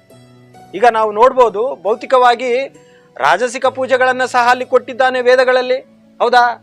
ತಾಮಸಿಕ ಪೂಜೆಗಳನ್ನ ಸಹ ಮಾಡ್ಲಿಕ್ಕೆ ಒಂದು ಅವಕಾಶ ಕೊಟ್ಟಿದ್ದಾನೆ. ಆ ಪ್ರಕಾರ ಬ್ರಾಹ್ಮಣರಾಗಿರ್ತಕ್ಕಂಥವ್ರು ಕೇವಲ ಆ ಒಂದು ಶುದ್ಧ ಸತ್ವದ ಬಗ್ಗೆನೇ ಹೇಳಿದ್ರೆ, ಆ ರಾಜಸಿಕ ಪೂಜೆಗಳನ್ನ ತಾಮಸಿಕ ಪೂಜೆಗಳನ್ನ ಮಾಡ್ತಕ್ಕಂಥವ್ರು ಯಾರು? ಹಾಗಾಗಿ ಅದಕ್ಕೂ ಸಹ ಒಂದು ಅವಕಾಶವನ್ನ ಸ್ವಾಮಿ ಭಗವಂತ ಮಾಡಿಕೊಟ್ಟಿದ್ದಾರೆ. ಹಾಗಾಗಿ ಇಲ್ಲಿ ಬ್ರಾಹ್ಮಣರಾಗಿರ್ತಕ್ಕಂಥವ್ರು ಎಲ್ಲರೂ ಸಹ ಶುದ್ಧ ಭಕ್ತರಾಗಿರ್ಲೇಬೇಕು ಅನ್ನೋದೇನೂ ಇಲ್ಲ. ಹಾಗಾಗಿ ಆ ಸಂದರ್ಭದಲ್ಲಿ ಅವರ ಒಂದು ಸ್ಥಾನದಲ್ಲಿ ಇದ್ಕೊಂಡು ಈ ಒಂದು ಸಮಾಜವನ್ನ ನಡೆಸಿಕೊಂಡು ಹೋಗೋದಕ್ಕೆ ಒಂದು ಅವಕಾಶವನ್ನ ಸ್ವಾಮಿ ಭಗವಂತ ವೇದಗಳಲ್ಲಿ ನಮಗೆ ಕೊಟ್ಟಿದ್ದಾನೆ. ಆ ಪ್ರಕಾರ ಆ ಒಂದು ಶಾಸ್ತ್ರಗಳ ಒಂದು ನಂಬಿಕೆಯ ಬಗ್ಗೆ ಈ ಒಂದು ಕೊನೆಯ ಒಂದು ಇದರಲ್ಲಿ ನಾವು ತಿಳ್ಕೊಳ್ತಾ ಇದ್ದೇವೆ. ಅದೇ ರೀತಿಯಲ್ಲಿ ಮೊದಲನೆಯ ಒಂದು ಲಕ್ಷಣದ ಬಗ್ಗೆ ನಾವು ಇಲ್ಲಿ ತಿಳ್ಕೊಳ್ಳೋದಾದ್ರೆ ಶಮಃ ಅಂತಂತಂದ್ರೆ ಏನು? ಮನಸ್ಸನ್ನ ನಿಗ್ರಹ ಮಾಡ್ತಕ್ಕಂಥದ್ದು. ಏನ್ ಪ್ರಭು? ಮನಸ್ಸನ್ನ ನಿಗ್ರಹ ಮಾಡ್ತಕ್ಕಂಥದ್ದು. ಅದೇ ರೀತಿಯಲ್ಲಿ ದಮಃ ಅಂತಂತಂದ್ರೆ ಇಂದ್ರಿಯ ನಿಗ್ರಹ ಮಾಡ್ತಕ್ಕಂಥದ್ದು, ಹೌದಾ? ಅಂದ್ರೆ ಇಲ್ಲಿ ಆ ಒಂದು ಮನಸ್ಸನ್ನ ಯಾವ ರೀತಿ ನಾವು ನಿಗ್ರಹವನ್ನ ಮಾಡ್ಕೋಬೇಕು, ಆ ಒಂದು ಇಂದ್ರಿಯಗಳನ್ನ ಯಾವ ರೀತಿ ನಿಗ್ರಹ ಮಾಡ್ಕೋಬೇಕು ಅನ್ನೋದನ್ನ ಈ ಒಂದು ಲಕ್ಷಣಗಳಲ್ಲಿ ಮೊದಲನೆಯದಾಗಿ ನಮ್ಗೆ ತಿಳಿಸ್ಕೊಡ್ತಾ ಇದ್ದಾರೆ. ಯಾವ ರೀತಿ ಮನಸ್ಸನ್ನ ನಿಗ್ರಹ ಮಾಡ್ತಕ್ಕಂಥದ್ದು ಅಂತಂತಂದ್ರೆ, ಈಗ ಉದಾಹರಣೆಗೆ ನಾವು ನೋಡೋದಾದ್ರೆ, ಒಂದು ಮನೆಗೆ ಯಾರಾದ್ರೂ ಕಳ್ಳ ಬರ್ತಾನೆ ಅನ್ನೋದಾದ್ರೆ ಆ ಮನೆಯಲ್ಲಿ ಇರ್ತಕ್ಕಂತಹ ವ್ಯಕ್ತಿ ಯಾವ ರೀತಿ ಜಾಗರೂಕನಾಗಿರ್ಬೇಕು? ತಮ್ಮ ಮನೆಯ ಒಂದು ಬಾಗಿಲುಗಳನ್ನ ಲಾಕ್ ಮಾಡಿಕೊಂಡು ಭದ್ರವಾಗಿ ಇರಬೇಕು, ಹೌದಲ್ವಾ? ಅದಲ್ದೇನೆ ಇನ್ನ ಸೇಫ್ಟಿ, ಒಂದಲ್ಲ ಎರಡಲ್ಲ ಹೆಚ್ಚಿನ ಒಂದು ಸೇಫ್ಟಿಯನ್ನ ಮಾಡಿಕೊಂಡು ಅಲ್ಲಿ ಇರಬೇಕು. ಅದು ಬಿಟ್ಟು ಸರಿ ಆಯ್ತು, ಕಳ್ಳ ಬಂದಾಗ ಆವಾಗ ನಾನು ಅದರ ಬಗ್ಗೆ ಒಂದು ಜಾಗರೂಕತನಾಗಿರ್ತೇನೆ ಅಂತ ಏನಾದ್ರೂ ಇದ್ರೆ ಎಷ್ಟು ಸಮ್ಮತ? ಆಗ ಆ ಕಳ್ಳ ಒಳಗಡೆ ಬಂದು ಏನ್ ಮಾಡ್ತಾನೆ? ಮನೆಯಲ್ಲಿರ್ತಕ್ಕಂತಹ ಬೆಲೆ ಬಾಳ್ತಕ್ಕಂತಹ ಎಲ್ಲ ವಸ್ತುಗಳನ್ನ ತೆಗೆದುಕೊಂಡು ಹೋಗ್ತಾನೆ, ಹೌದಾ? ಅದ್ರ ಜೊತೆಗೆ ಏನಾದ್ರೂ ವಿರೋಧ ನಾವು ಮಾಡಿದ್ರೆ ಏನ್ ಮಾಡ್ತಾರೆ? ಹೊಡಿತಾರೆ, ಪ್ರಾಣಕ್ಕೂ ಸಹ ಅಪಾಯ, ಹೌದಲ್ವಾ? ಹಾಗಾಗಿ ಇಲ್ಲಿ ನೋಡಿ, ಆ ಒಂದು ಮನಸ್ಸನ್ನ ನಿಗ್ರಹ ಮಾಡ್ತಕ್ಕಂಥದ್ದು ತುಂಬಾ ತುಂಬಾ ಮುಖ್ಯ. ಆ ಒಂದು ಮಾಯಾದೇವಿ ನಮ್ಮ ಒಳಗಡೆ ಎಂಟ್ರಿ ಆಗೋದಕ್ಕಿಂತ ಮುಂಚೆನೆ ನಾವು ನಮ್ಮ ಮನಸ್ಸಂತಕ್ಕಂತಹ ಬಾಗಿಲನ್ನ ಮುಚ್ಕೋಬೇಕು. ಆ ಪ್ರಕಾರ ಆ ಒಂದು ಶಮಃ ಅಂತಕ್ಕಂತಹ ಒಂದು ಲಕ್ಷಣವನ್ನ ನಾವು ಪಡ್ಕೋಬೇಕು. ಅದೇ ರೀತಿನಲ್ಲಿ ಎರಡನೇ ಒಂದು ಇದು ಅಂದ್ರೆ ದಮಃ, ಅಂದ್ರೆ ಆತ್ಮ ನಿಗ್ರಹ, ಇಂದ್ರಿಯ ನಿಗ್ರಹ, ಹೌದಾ? ಆ ಒಂದು ಇಂದ್ರಿಯ ನಿಗ್ರಹಗಳನ್ನ ಮಾಡ್ಕೊಳ್ತಕ್ಕಂಥ ಸಂದರ್ಭದಲ್ಲಿ ಸರಿ ಆಯ್ತು, ಬಂದಿದ್ದಾನೆ ಕಳ್ಳ ಅಂತಂದೇಳಿ ನಾವು ಏನಾದ್ರೂ ಒಳಗಡೆ ಬಂದಿದ್ದಾನೆ, ನಂತರದಲ್ಲಿ ಇಂದ್ರಿಯ ನಿಗ್ರಹಗಳನ್ನ ಮಾಡಿಕೊಂಡು ಆವಾಗ ನಾವು ಏನಾದ್ರೂ ಜಾಗರೂಕರಾಗಿ ಸೇಫ್ಟಿ ಮಾಡ್ಕೊಳ್ತೀವಿ ಅಂತ ಏನಾದ್ರೂ ಯೋಚನೆ ಮಾಡಿದ್ರೆ ಆ ವ್ಯಕ್ತಿ ಏನ್ ಮಾಡ್ತಾನೆ? ನಮ್ಮನ್ನ ಮುಗಿಸ್ತಾನೆ. ಅದೇ ರೀತಿನಲ್ಲಿ ಏನಾದ್ರೂ ಸ್ವಲ್ಪ ಶಕ್ತಿಯುತ ಆಗಿರ್ತಕ್ಕಂಥವ್ರು ಏನ್ ಮಾಡ್ತಾರೆ? ವಿರೋಧ ಮಾಡಿ ಗೆಲ್ತಾರೆ, ಹೌದಲ್ವಾ? ಹಾಗಾಗಿ ಆ ಒಂದು ಹಂತಕ್ಕೆ ಹೋಗೋದಕ್ಕಿಂತ ಮುಂಚೆನೆ ನಮ್ಮ ಒಂದು ಮನಸ್ಸಂತಕ್ಕಂತಹ ಒಂದು ಬಾಗಿಲನ್ನ ಕ್ಲೋಸ್ ಮಾಡ್ಕೋಬೇಕು. ಕ್ಲೋಸ್ ಮಾಡ್ಕೊಂಡಾಗ ಆಟೋಮೆಟಿಕ್ ಆಗಿ ಆ ಒಂದು ಇಂದ್ರಿಯಗಳು ನಿಗ್ರಹಕ್ಕೆ ಬರ್ತವೆ. ಅಲ್ಲಿ ಮಾಯಾದೇವಿಯ ಒಂದು ಪ್ರಭಾವ ಬರ್ಲಿಕ್ಕೆ ಸಾಧ್ಯ ಇಲ್ಲ, ಹೌದಲ್ವಾ? ಈಗ ನೋಡಿ, ಇಂದ್ರಿಯ ನಿಗ್ರಹಗಳನ್ನ ಮಾಡ್ಕೊಳ್ಳಿಕ್ಕೆ ಎಷ್ಟು ಜನಕ್ಕೆ ಒಂದು ದೃಢತೆ, ವಿಶ್ವಾಸ, ಆ ರೀತಿ ಮಾಡ್ಕೊಳ್ತೀನಿ ಅನ್ನೋ ಒಂದು ಶಕ್ತಿ ಎಷ್ಟು ಜನಕ್ಕಿದೆ? ಇಲ್ಲಪ್ಪ, ನನ್ನ ಮನಸ್ಸನ್ನು ಒಂದು ಬಾಗಿಲನ್ನ ಹಾಕೊಳ್ಳೋದಿಲ್ಲ ಅಂತ ಹೇಳಿ ಎರಡನೇ ಒಂದು ಇದನ್ನ ಸಹ ಕೆಲವರು ಇದ್ದಾರೆ, ಬಹಳ ವಿರಳ, ಹೌದಲ್ವಾ? ಹಾಗಾಗಿ ಆ ಒಂದು ಇದಕ್ಕೆ ಹೋಗ್ದೇನೆ ನಾವು ಮೊದಲನೇ ಒಂದು ಇದರಲ್ಲೇನೆ ಪ್ರಯತ್ನ ಮಾಡಬೇಕು. ಮತ್ತೆ ಈ ಒಂದು ಆತ್ಮ ನಿಗ್ರಹಣ, ಇಂದ್ರಿಯ ನಿಗ್ರಹಗಳನ್ನ ಯಾವ ರೀತಿ ಅಂತಂದ್ರೆ, ನಾವು ಉದಾಹರಣೆಗೆ ಆಮೆಯನ್ನ ನೋಡ್ತೇವೆ. ಆಮೆ ಎಷ್ಟು ಒಂದು, ಅದಕ್ಕೆ ಏನಾದ್ರೂ ಒಂದು ಭಯ, ಅದಕ್ಕೆ ತೊಂದರೆ ಆಗ್ತಾ ಇದೆ ಅನ್ನೋ ಒಂದು ವಿಚಾರ ಏನಾದರೂ ಗೊತ್ತಾಯಿತು ಅಂತಂದರೆ ತನ್ನ ಒಂದು ಇಂದ್ರಿಯಗಳನ್ನ ಎಲ್ಲವನ್ನು ಸಹ ಒಳಗಡೆ ಎಳೆದುಕೊಂಡು ಅದು ತುಂಬ ಒಂದು ಜಾಗರೂಕತೆಯಿಂದ ಅಲ್ಲಿ ಯಾವುದೇ ರೀತಿಯಾದಂಥ ತೊಂದರೆಗೆ ಒಳಗಾಗ್ದೇನೆ ಚೆನ್ನಾಗಿ ಇರಲಿಕ್ಕೆ ಏನೆಲ್ಲ ವ್ಯವಸ್ಥೆ ಬೇಕು ಮಾಡಿಕೊಳ್ಳುತ್ತೆ. ಹೌದಲ್ವಾ? ತಾವೆಲ್ಲರೂ ಸಹ ನೋಡಿರ್ತೀರಿ. ಮೇಲೆ ಏನಾದರೂ ಒಂದು ಚಕ್ರ ಹತ್ತಿಸಿದ್ರೂ ಸಹ ಏನೂ ಆಗೋದಿಲ್ಲ. ಹಾಗಾಗಿ ಆ ರೀತಿ ಇಂದ್ರಿಯಗಳನ್ನು ನಿಗ್ರಹ ಮಾಡ್ಕೊಳ್ತಕ್ಕಂಥದ್ದು ಬಹು ಮುಖ್ಯವಾಗಿರುತ್ತೆ. ಯಾವ ರೀತಿ ಅಂತಂತಂದರೆ ನಮ್ಮೆಲ್ಲರಿಗೂ ಸಹ ಸ್ವಾಮಿ ಭಗವಂತ, ಕೃಷ್ಣ ಕೃಪಾಮೂರ್ತಿ, ಸ್ವಾಮಿ ಶ್ರೀಲ ಪ್ರಭುಪಾದರು ಒಂದು ಕೃಪೆ ಅನುಗ್ರಹ ಕೊಡ್ತಾ ಇದ್ದಾರೆ. ಯಾವ ರೀತಿ ನಾವೆಲ್ಲರೂ ಸಹ ಶುದ್ಧ ಈ ರೀತಿ ಒಂದು ಭಕ್ತರ ಸಾಂಗತ್ಯದಲ್ಲಿದ್ದಾಗ ನಾವು ನಮ್ಮ ಒಂದು ಇಂದ್ರಿಯಗಳನ್ನು ಆ ಒಂದು ಭಗವಂತನ ಸೇವೆಯನ್ನು ಮಾಡಲಿಕ್ಕೆ ಒಂದು ತೊಡಗಿಸಿದಾಗ ನಾವು ಆ ಒಂದು ಇಂದ್ರಿಯಗಳನ್ನು ನಿಗ್ರಹ ಮಾಡಲಿಕ್ಕೆ ಸಾಧ್ಯ ಇದೆ. ಹೌದಲ್ವಾ? ಹಾಗಾಗಿ ನಾವು ಎಷ್ಟೆಲ್ಲ ಒಂದು ಭಗವಂತ ಹೇಳಿದ್ದಾನೋ ಶಾಸ್ತ್ರಗಳು, ಭಗವದ್ಗೀತಾ, ಭಾಗವತ, ಭಗವಂತನ ಸೇವೆ, ಈ ಒಂದು ಇದರಲ್ಲಿ ನಮ್ಮ ಒಂದು ಇಂದ್ರಿಯಗಳನ್ನು ನಾವು ತೊಡಗಿಸ್ಬೇಕು. ಮಾಯಾ ಪ್ರಭಾವದಲ್ಲಿ ಇರ್ತಕ್ಕಂತಹ ಒಂದು ಕೆಲಸ ಕಾರ್ಯಗಳಲ್ಲಿ ಏನಾದರೂ ಇಂದ್ರಿಯಗಳನ್ನು ತೊಡಗಿಸಿದ್ದೇ ಆದರೆ ನಾವು ಪತನ ಹೊಂದಲಿಕ್ಕೆ ಸಾಧ್ಯ ಆಗುತ್ತೆ ಅನ್ನೋದನ್ನ ನಾವು ಇಲ್ಲಿ ತಿಳ್ಕೊಬೋದು. ಹಾಗಾಗಿ ಈ ಒಂದು ಮನಸ್ಸನ್ನ ನಿಯಂತ್ರಣ ಮಾಡ್ತಕ್ಕಂಥದ್ದು, ಇಂದ್ರಿಯ ನಿಯಂತ್ರಣ ಮಾಡ್ತಕ್ಕಂಥದ್ದು, ನಂತರದಲ್ಲಿ ತಪಃ ಅಂತಂತಂದ್ರೆ ತಪಸ್ಸು. ಹೌದಾ? ಈ ಒಂದು ತಪಸ್ಸು ಮೂರನೆಯ ಒಂದು ಲಕ್ಷಣ. ಈ ಒಂದು ಇದಕ್ಕೆ ಇಲ್ಲಿ ಮನಸ್ಸನ್ನ ನಿಯಂತ್ರಣ ಮಾಡ್ತಕ್ಕಂಥದ್ದು, ಆ ಇಂದ್ರಿಯ ನಿಯಂತ್ರಣ ಮಾಡ್ತಕ್ಕಂಥದ್ದು ಸಹ ತಪಸ್ಸೆ ಅಲ್ವಾ? ಅದನ್ನು ಸಹ ತಪಸ್ಸೆ. ಹಾಗಾಗಿ ಈ ಒಂದು ಮುಂದುವರೆದು ಆ ಒಂದು ತಪಸ್ಸು ಅಂತಕ್ಕಂಥದ್ದು ಭಕ್ತರಾಗಿರ್ತಕ್ಕಂಥವ್ರು ತುಂಬ ಸುಲಭವಾಗಿ ಮಾಡಲಿಕ್ಕೆ ಸಾಧ್ಯ ಇದೆ. ಯಾವ ರೀತಿ? ಏಕಾದಶಿಗಳು, ಇತರೆ ಒಂದು ಭಗವಂತನ ಒಂದು ಆರಾಧನೆ ಕಾರ್ಯಕ್ರಮಗಳು ಬಂದಾಗ ತಾವೆಲ್ಲರೂ ಸಹ ಉಪವಾಸ ಇರ್ತಾರೆ. ಹೌದಲ್ವಾ? ಆ ರೀತಿ ಉಪವಾಸ ಇದ್ದು ಒಂದು ತಪಸ್ಯವನ್ನು ತಾವು ಕೈಗೊಳ್ತಾರೆ. ಮತ್ತೆ ಮುಂದುವರೆದ್ಬಿಟ್ಟು ಬೇರೆ ಈ ಒಂದು ದಿನಗಳಲ್ಲಿ ನಾವೆಲ್ಲರೂ ಸಹ ಭಗವಂತನಿಗೆ ಒಂದು ನೈವೇದ್ಯವನ್ನು ಮಾಡಿರ್ತಕ್ಕಂತಹ ಒಂದು ಆಹಾರಗಳನ್ನೇ ಸ್ವೀಕಾರ ಮಾಡ್ತೇವೆ. ಹೌದಾ? ಹಾಗಾಗಿ ನಾವು ಎಲ್ಲರೂ ಸಹ ಇಲ್ಲಿ ಶಾಸ್ತ್ರದಲ್ಲಿ ಹೇಳ್ತಾ ಇದ್ದಾರೆ, ಆ ರೀತಿಯಾದಂತಹ ಒಂದು ತಪಸ್ಯವನ್ನು ನಾವು ಮಾಡಬೇಕು. ನಾವು ಏನೇ ಮಾಡಿದ್ರೂ ಸಹ ಆ ಒಂದು ಭಗವಂತನಿಗೆ ನೈವೇದ್ಯವನ್ನು ಸಮರ್ಪಣೆಯನ್ನು ಮಾಡಿ ನಾವು ಅದನ್ನು ಸ್ವೀಕಾರ ಮಾಡಬೇಕು. ಮತ್ತೆ ಆ ಒಂದು 4 ನೀತಿ ನಿಯಮಗಳನ್ನು, 4 ರೆಗ್ಯುಲೇಟಿವ್ ಪ್ರಿನ್ಸಿಪಲ್ಸ್, ಇವೆಲ್ಲವನ್ನು ಸಹ ನಾವು ಪಾಲನೆ ಮಾಡಬೇಕು. ಆ ರೀತಿ ಆ ಒಂದು ತಪಸ್ಯವನ್ನು ನಾವು ಮಾಡಬೇಕು. ಯಾವ ರೀತಿ? ಮದ್ಯಪಾನವನ್ನು ವರ್ಜನೆ ಮಾಡೋದು, ಧೂಮಪಾನವನ್ನು ವರ್ಜನೆ ಮಾಡ್ತಕ್ಕಂಥದ್ದು, ಜೂಜಾಡದೇ ಇರ್ತಕ್ಕಂಥದ್ದು, ಅನೈತಿಕ ಸಂಬಂಧವನ್ನು ಮಾಡದೇ ಇರ್ತಕ್ಕಂಥದ್ದು, ಈ ರೀತಿ ಒಂದು ನೀತಿ ನಿಯಮಗಳನ್ನು ಮಾಡಿಕೊಂಡು ನಾವು ಇದ್ದಂಥ ಸಂದರ್ಭದಲ್ಲಿ ನಾವು ಭಕ್ತಿಯಲ್ಲಿ ತುಂಬ ಒಂದು ಮುಂದುವರಲಿಕ್ಕೆ ಸಾಧ್ಯ ಆಗುತ್ತೆ. ಹಾಗಾಗಿ ನಾವೆಲ್ಲರೂ ಸಹ ತಪಸ್ಯವನ್ನು ಮಾಡಲೇಬೇಕಲ್ವಾ? ಮಾಡಬೇಕು. ಹಾಗಾಗಿ ತಪಸ್ಸೆ ಅನ್ನೋದು ತುಂಬ, ಅದು ಸಹ ಆ ಒಂದು ಬ್ರಾಹ್ಮಣರ ಲಕ್ಷಣಗಳಲ್ಲಿ ಒಂದಾಗಿದೆ. ಮತ್ತೆ ಶೌಚಂ ಅಂತಂತಂದ್ರೆ ಶುಚಿ. ಹೌದಲ್ವಾ? ಶುಚಿ ಅಂತಂತಂದ್ರೆ ಭಗವಂತ ತುಂಬಾ ಅಲ್ಲಿ ಪವಿತ್ರ. ಹೌದಾ? ಹಾಗಾಗಿ ಅತಿ ಉನ್ನತವಾಗಿರ್ತಕ್ಕಂಥ ಪವಿತ್ರನಾಗಿರ್ತಕ್ಕಂಥ ಸ್ವಾಮಿಯನ್ನ ನಾವು ದರ್ಶನ ಮಾಡ್ಬೇಕಂತಂದ್ರೆ ನಾವು ಸಹ ಪವಿತ್ರರಾಗಲೇಬೇಕಲ್ವಾ? ಹಾಗಾಗಿ ನಾವು ಸಹ ಆ ಒಂದು ಆಂತರಂಗಿಕವಾಗಿ, ಬಹಿರಂಗಿಕವಾಗಿ, ಮಾನಸಿಕವಾಗಿ, ದೈಹಿಕವಾಗಿ ನಾವು ಸಹ ಶುದ್ಧರಾಗಲೇಬೇಕು. ಕ್ರಮೇಣ ನಾವು ದೈಹಿಕವಾಗಿ ನಾವು ತುಂಬ ಶುಚಿರ್ಭೂತರಾಗಿರ್ತೇವೆ. ಆ ಪ್ರಕಾರ ಕ್ರಮೇಣ ಆ ಒಂದು ಮಾನಸಿಕವಾಗಿಯೂ ಸಹ ನಾವು ಶುಚಿರ್ಭೂತರಾಗಬೇಕು. ಆ ಪ್ರಕಾರ ನಾವು ಆ ಒಂದು ಭಗವಂತನ ಆ ಒಂದು ಸತ್ವಗುಣಕ್ಕೆ ಬರಲಿಕ್ಕೆ ಸಾಧ್ಯ ಆಗುತ್ತೆ. ಆ ರೀತಿಯಲ್ಲಿ ಆ ಒಂದು ನಂತರದಲ್ಲಿ ಕ್ಷಾಂತಿ, ತಾಳ್ಮೆ ಅಂತಂದ್ರೆ ಸಹನೆ. ಆ ಒಂದು 5ನೇ ಒಂದು ಲಕ್ಷಣದಲ್ಲಿ ತಾಳ್ಮೆ ಒಂದು ಲಕ್ಷಣವನ್ನು ನಾವು ಇಲ್ಲಿ ನೋಡ್ತಾ ಇದ್ದೇವೆ. ಆ ಪ್ರಕಾರ ಅಲ್ಲಿ ನಾವೆಲ್ಲರೂ ಸಹ ಆ ಒಂದು ತಾಳ್ಮೆ, ಸಹನೆಯ ಒಂದು ಹಂತಕ್ಕೆ ಬರಲೇಬೇಕು. ಅದಲ್ವಾ? ಆ ಪ್ರಕಾರ ಇದಕ್ಕೆ ಒಂದು ವೃತ್ತಾಂತವನ್ನು ಸಹ ನಾವು ಸ್ಮರಣೆ ಮಾಡ್ಬೋದು. ವಸಿಷ್ಠ ಮುನಿಗಳು ಯಾರಿದ್ದಾರೋ ಆ ಒಬ್ಬ ವಿಶ್ವಾಮಿತ್ರ ಅವರಲ್ಲಿ ಬಂದಾಗ ಅವರಲ್ಲಿ ಕಾಮಧೇನು ಇರುತ್ತೆ.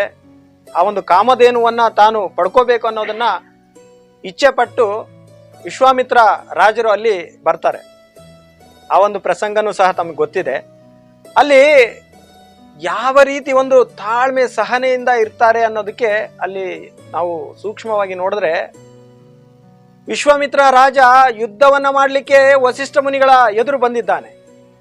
ಬಂದಾಗ ವಸಿಷ್ಠ ಮುನಿಗಳು ಯಾವುದೇ ರೀತಿಯಾದಂತಹ ವಿರೋಧವನ್ನ ಮಾಡ್ತಾ ಇಲ್ಲ. ಮತ್ತೆ ತನ್ನ ಒಂದು 1000 ಜನ ಮಕ್ಕಳನ್ನ ಅಲ್ಲಿ ಕೊಂದಿದ್ದಾನೆ.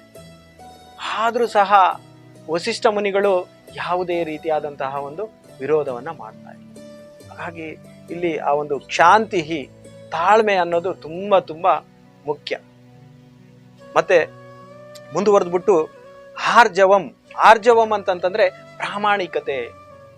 ಹೌದಾ, ನಾವೆಲ್ಲರೂ ಸಹ ಪ್ರಾಮಾಣಿಕತೆಯಿಂದ ಇರ್ಲಿಕ್ಕೆ ಪ್ರಯತ್ನ ಮಾಡಬೇಕು. ಸತ್ಯತೆ, ಆ ಒಂದು ಸತ್ಯ, ಆ ಒಂದು ಗುಣವನ್ನ ನಾವೆಲ್ಲರೂ ಸಹ ಪಾಲನೆಯನ್ನ ಮಾಡಲೇಬೇಕು.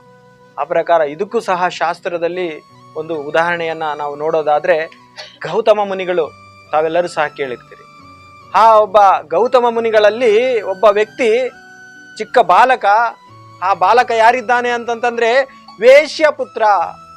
ಆ ಬಾಲಕ ಬಂದ್ಬಿಟ್ಟು, ಸ್ವಾಮಿ ದಯವಿಟ್ಟು ನನಗೆ ಒಂದು ವಿದ್ಯೆಯನ್ನ ಕಲಿಸ್ಕೊಡಿ ಅಂತಂದೇಳಿ ಅಲ್ಲಿ ಪರಿಪರಿಯಾಗಿ ಪ್ರಾರ್ಥನೆಯನ್ನ ಮಾಡಿ ಕೇಳ್ಕೊಂಡಾಗ ಗೌತಮ ಮುನಿಗಳು ಹೇಳ್ತಾ ಇದ್ದಾರೆ, ಅಯ್ಯೋ ನೀನು ಮೊಟ್ಟ ಮೊದಲನೆಯದಾಗಿ ನೀನು ಯಾವ ಒಂದು ವರ್ಣಕ್ಕೆ ಸೇರಿದ್ದೀಯಾ ಅಂತ ಕೇಳಿದಾಗ ಆ ಬಾಲಕನಿಗೆ ಗೊತ್ತಿಲ್ಲದೆ ಇರೋದ್ರಿಂದ ಆ ಒಂದು ಪ್ರಶ್ನೆಗೆ ಉತ್ತರ ಕೊಡ್ಲಿಕ್ಕೆ ಸಾಧ್ಯ ಆಗ್ತಾ ಇದೆ. ಸರಿ ಆಯ್ತು, ನಾನು ನನ್ನ ತಾಯಿ ಹತ್ರ ಕೇಳ್ಕೊಂಡು ಬರ್ತೇನೆ ಅಂತಂದೇಳಿ ಆ ಬಾಲಕ ಬರ್ತಾ ಇದ್ದಾನೆ.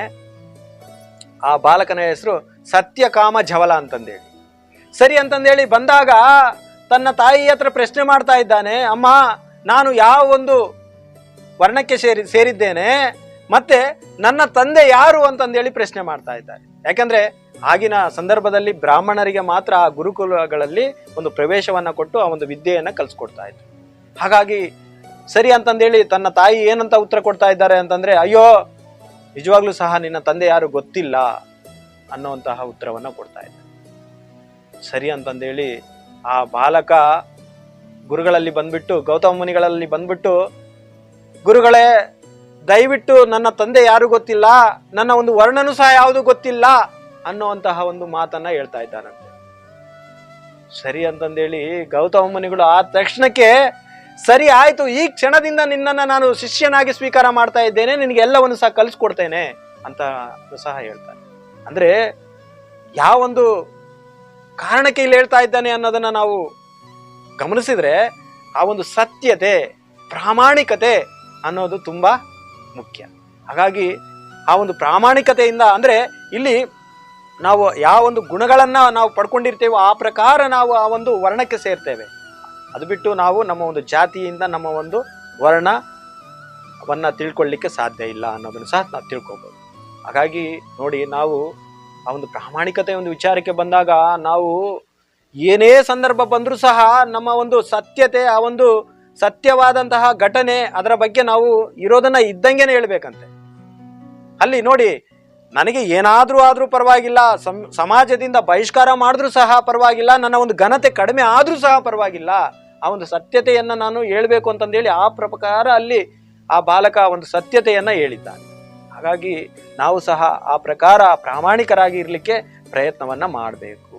ನಂತರದಲ್ಲಿ ಜ್ಞಾನಂ ಅಂತಂದ್ರೆ ಶಾಸ್ತ್ರ ಸಮ್ಮತವಾಗಿರ್ತಕ್ಕಂತಹ ಜ್ಞಾನ, ಮಾಮೂಲಿ ಜ್ಞಾನ ಅಲ್ಲ, ಶಾಸ್ತ್ರ ಸಮ್ಮತವಾಗಿರ್ತಕ್ಕಂತಹ ಒಂದು ಜ್ಞಾನಕ್ಕೆ ನಾವು ಜ್ಞಾನ ಅಂತಂದೇಳಿ ಇಲ್ಲಿ ತಿಳ್ಕೋಬಹುದು. ನಂತರದಲ್ಲಿ ಆ ಒಂದು ಜ್ಞಾನ ಮತ್ತೆ ವಿಜ್ಞಾನವಾಗಿ ಪರಿವರ್ತನೆ ಆಗಬೇಕು. ವಿಜ್ಞಾನ ಅಂತಂದ್ರೆ ಏನು ಪ್ರಭು? ಜಗನ್ನಾಥ್ ಪ್ರಭು, ನೀವು ಸೈನ್ಸ್ ಲ್ಯಾಬ್ ಅಲ್ಲಿ ಪ್ರಾಕ್ಟಿಕಲ್ ಮಾಡ್ತೀರಿ, ಹೌದಲ್ವಾ? ಅಲ್ಲಿ ಥಿಯರಿಟಿಕಲ್ ತಿಳ್ಕೊಳ್ತೀರಿ ಜ್ಞಾನವನ್ನ, ಅದನ್ನ ಪ್ರಾಯೋಗಿಕವಾಗಿ ಅಲ್ಲಿ ನೀವು ಮಾಡ್ತೀರಿ. ಹಾಗಾಗಿ ಅನುಭವ ಪೂರ್ವಕವಾಗಿರ್ತಕ್ಕಂತಹ ಜ್ಞಾನವನ್ನ ವಿಜ್ಞಾನ ಅಂತ ಹೇಳಿ ನಾವು ಇಲ್ಲಿ ಸ್ವಾಮಿ ಭಗವಂತ ನಮಗೆ ತಿಳಿಸ್ಕೊಡ್ತಾ ಇದ್ದಾನೆ. ಹಾಗಾಗಿ ಸ್ವಾಮಿ ಶ್ರೀಲ ಪ್ರಭುಪಾದರು ಸಹ ದ ಸೈನ್ಸ್, ಆತ್ಮ ಸಾಕ್ಷಾತ್ಕಾರ ವಿಜ್ಞಾನ ಅಂತಕ್ಕಂತಹ ಒಂದು ಗ್ರಂಥವನ್ನ ನಮಗೆ ಕೊಡ್ತಾ ಇದ್ದಾರೆ. ಹಾಗಾಗಿ ಅಲ್ಲಿ ತುಂಬಾ ಅದ್ಭುತವಾಗಿ ಚರ್ಚೆಯನ್ನು ಸಹ ಪ್ರಭುಪಾದರಲ್ಲಿ ಮಾಡ್ತಾರೆ. ತರ್ಕಬದ್ಧವಾಗಿ ಎಲ್ಲರನ್ನು ಸಹ ಅಲ್ಲಿ ಏನೆಲ್ಲ ಪ್ರಶ್ನೆಗಳನ್ನ ಕೇಳ್ತಾರೋ ಅದಕ್ಕೆ ತುಂಬಾ ಅದ್ಭುತವಾಗಿ ಉತ್ತರಗಳನ್ನ ಪ್ರಭುಪಾದರು ಕೊಡ್ತಾರೆ. ವಿಜ್ಞಾನಿಗಳು, ಡಾಕ್ಟರ್ಗಳು, ವರದಿಗಾರರು, ಈ ಒಂದು ಪತ್ರಕರ್ತರು ಅವ್ರಿಗೆಲ್ಲರಿಗೂ ಸಹ ತುಂಬಾ ಅದ್ಭುತವಾಗಿ ಕೊಡ್ತಾ ಇದ್ದಾರೆ. ಅಂದ್ರೆ ಆ ಒಂದು ಅನುಭವ ಪೂರ್ವಕವಾಗಿ ನಾವು ಆ ಒಂದು ಜೀವನದಲ್ಲಿ ನಾವು ನಡ್ಸ್ಕೊಂಡು ಹೋಗ್ತಕ್ಕಂಥದಕ್ಕೆ ವಿಜ್ಞಾನ ಅಂತಂದೇಳಿ ನಾವು ತಿಳ್ಕೊಬೋದು, ವಿಜ್ಞಾನ ಅಂತಂದೇಳಿ ತಿಳ್ಕೊಬೋದು. ಹಾಗಾಗಿ ಇಲ್ಲಿ ಜ್ಞಾನ ಅಂತಂತಂದ್ರೆ ಶಾಸ್ತ್ರಸಮ್ಮತವಾಗಿ ನಾವು ತಿಳ್ಕೊಳ್ತೇವೆ. ಹೌದು, ಇಲ್ಲಿ ಶಾಸ್ತ್ರದಲ್ಲಿ ಸ್ವಾಮಿ ಭಗವಂತ ಭಗವದ್ಗೀತೆ ಭಾಗವತದಲ್ಲಿ ಈ ತರ ಹೇಳಿದ್ದಾರೆ, ಈ ರೀತಿ ನಾವು ಜೀವಿಸ್ಬೇಕು ಅಂತಂದೇಳಿ ಕೇವಲ ತಿಳ್ಕೊಂಡ್ರೆ ಸಾಲದು. ಹೌದಲ್ವಾ? ಅದನ್ನ ನಾವು ನಮ್ಮ ಒಂದು ಜೀವನದಲ್ಲಿ ಅಳವಡಿಸ್ಕೊಳ್ಳೇಬೇಕು. ಅಳವಡಿಸ್ಕೊಂಡಾಗ ಮಾತ್ರ ಅದರಿಂದ ಪ್ರಯೋಜನ ಆಗುತ್ತೆ, ಇಲ್ಲ ಅಂತಂದ್ರೆ ಸಾಧ್ಯನೇ ಇಲ್ಲ. ಇಲ್ಲಿ ಈ ರೀತಿಯಾದಂತಹ ಒಂದು ಭಗವಂತನಿಗೆ ನೈವೇದ್ಯವನ್ನ ಮಾಡಬೇಕು, ಪೂಜೆಯನ್ನ ಮಾಡ್ಬೇಕಂತ ತಿಳ್ಕೊಳ್ತೇವೆ. ಅದನ್ನ ನಾವು ಮಾಡಿದಾಗ ಅದರ ಒಂದು ಪ್ರಯೋಜನವನ್ನ ನಾವು ಪಡ್ಕೊಳ್ತೇವೆ. ಅದಕ್ಕೆ ಶಾಸ್ತ್ರದಲ್ಲಿ ಸಹ ಶ್ರೀಮದ್ ಭಾಗವತದಲ್ಲಿ 7ನೇ ಒಂದು ಸ್ಕಂದ 2ನೇ ಅಧ್ಯಾಯದಲ್ಲಿ ಅಲ್ಲಿ ಅದ್ಭುತವಾಗಿ ಅದರ ಒಂದು ಪ್ರಸಂಗವನ್ನ ನಾವು ತಿಳ್ಕೋಬಹುದು. ಯಾವ ರೀತಿ? ಏನು ಪ್ರಹ್ಲಾದ ಮಹಾರಾಜರ ತಂದೆ ಯಾರು? ಹಿರಣ್ಯಕಶ್ಯಪು ಮತ್ತೆ ಅವರ ಸಹೋದರ ಹಿರಣ್ಯಾಕ್ಷ. ಅಲ್ಲಿ ಹಿರಣ್ಯಕಶಿಪು ಯಾವ ರೀತಿ ಒಂದು ಪ್ರಸಂಗವನ್ನ ಅಲ್ಲಿ ಮಾಡ್ತಾ ಇದ್ದಾನೆ ಅಂತಂತಂದ್ರೆ ತುಂಬಾ ಒಂದು ಪ್ರಾಖ್ಯಾಂಡ್ಯ ಜ್ಞಾನವಂತ ಅವನು ಹಿರಣ್ಯಕಶಿಪು.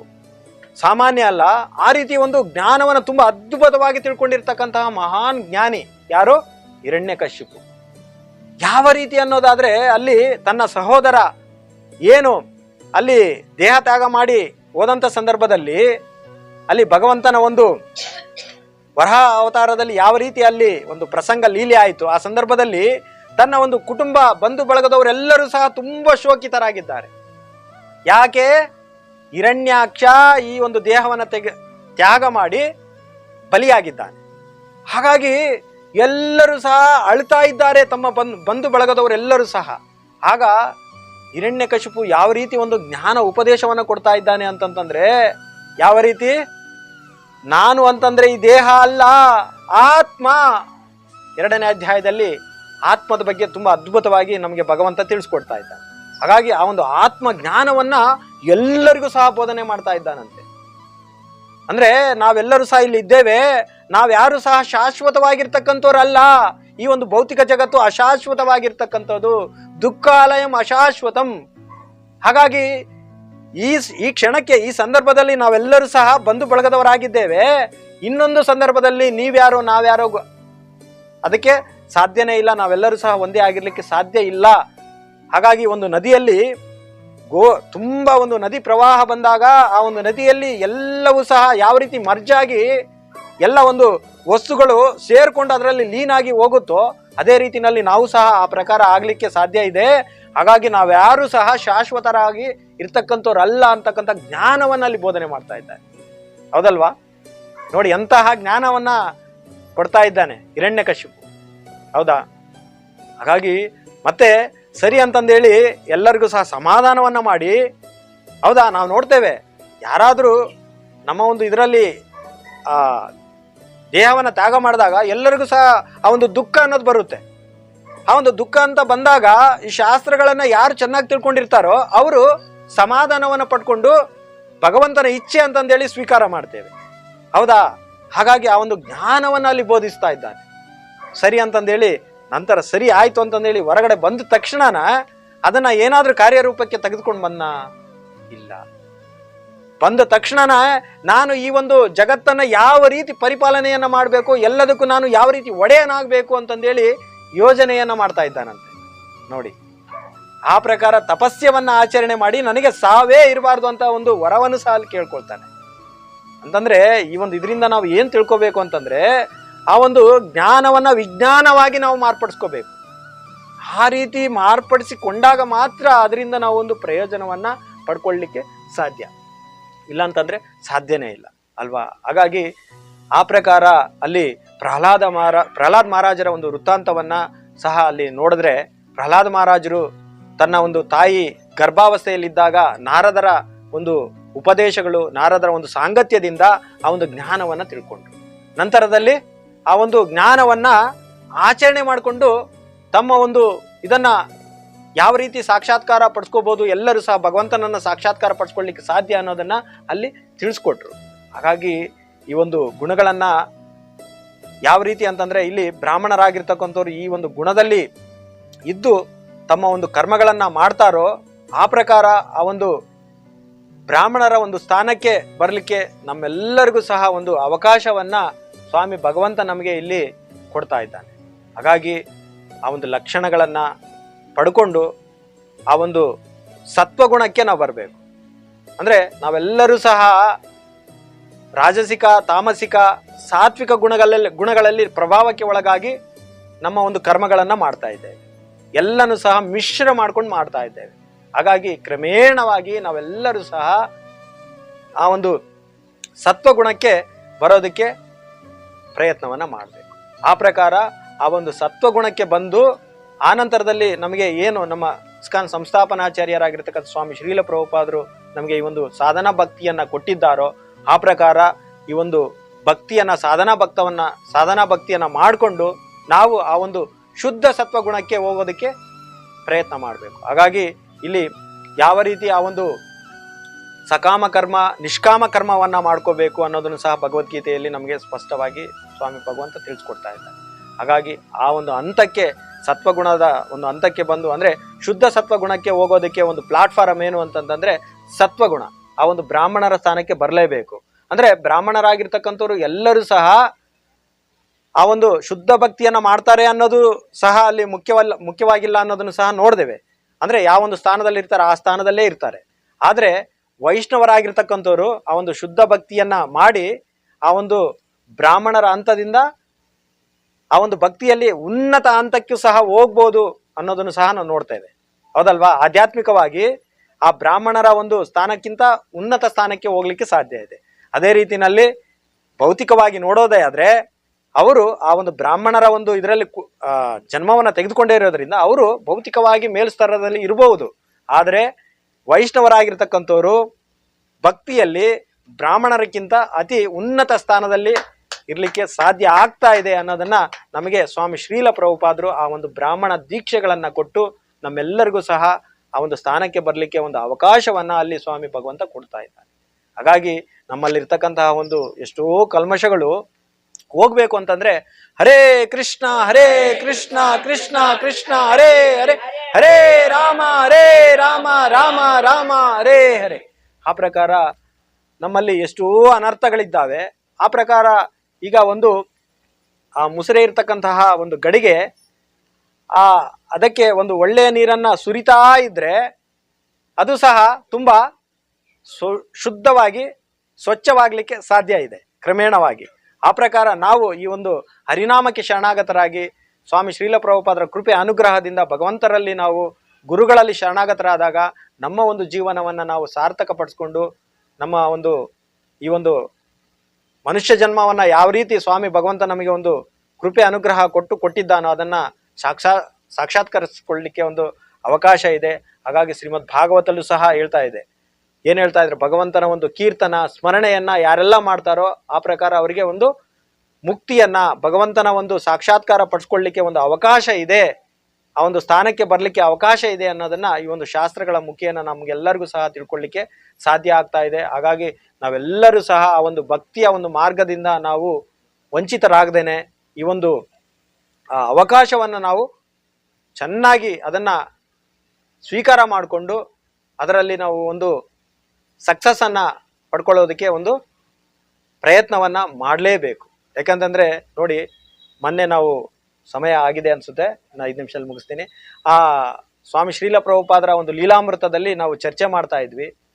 ತಮ್ಮೆಲ್ಲರಿಗೂ ಸಹ ಗೊತ್ತಿದೆ, ಪ್ರಾರಂಭದಲ್ಲಿ ಆ ಒಂದು ಪ್ರತಿಯೊಂದು ಗ್ರಂಥದಲ್ಲೂ ಸಹ ಪ್ರಾರಂಭದಲ್ಲಿ ಪೀಠಿಕೆಯಲ್ಲಿ ಕೊಟ್ಟಿರ್ತಾರೆ ಸ್ವಾಮಿ ಶ್ರೀಲ ಪ್ರಭುಪಾದರ ಒಂದು ಇತಿಹಾಸದಲ್ಲಿ. ಅಲ್ಲಿ ಸಂಕ್ಷಿಪ್ತವಾಗಿ ನೋಡೋದಾದ್ರೆ ಸ್ವಾಮಿ ಶ್ರೀಲ ಪ್ರಭುಪಾದರು 14 ಸಾರಿ ಪ್ರಪಂಚ ಪರ್ಯಟನೆಯನ್ನ ಮಾಡಿದ್ದಾರೆ, 108 ದೇವಸ್ಥಾನಗಳನ್ನ ನಿರ್ಮಾಣ ಮಾಡಿದ್ದಾರೆ ಅನ್ನೋದನ್ನ ತಾವೆಲ್ಲರೂ ಸಹ ತಿಳ್ಕೊಂಡಿದ್ದೀರಿ. ಆದ್ರೆ ನೋಡಿ, ಇದನ್ನ ನಾವು ಸೂಕ್ಷ್ಮವಾಗಿ ನಾವು ಗಮನಿಸಿದ್ರೆ ಅವರು ನೋಡಿ ಯಾವ ವಯಸ್ಸಲ್ಲಿ ಹೋಗಿದ್ದು ಪ್ರಭು? 70ನೇ ವಯಸ್ಸು.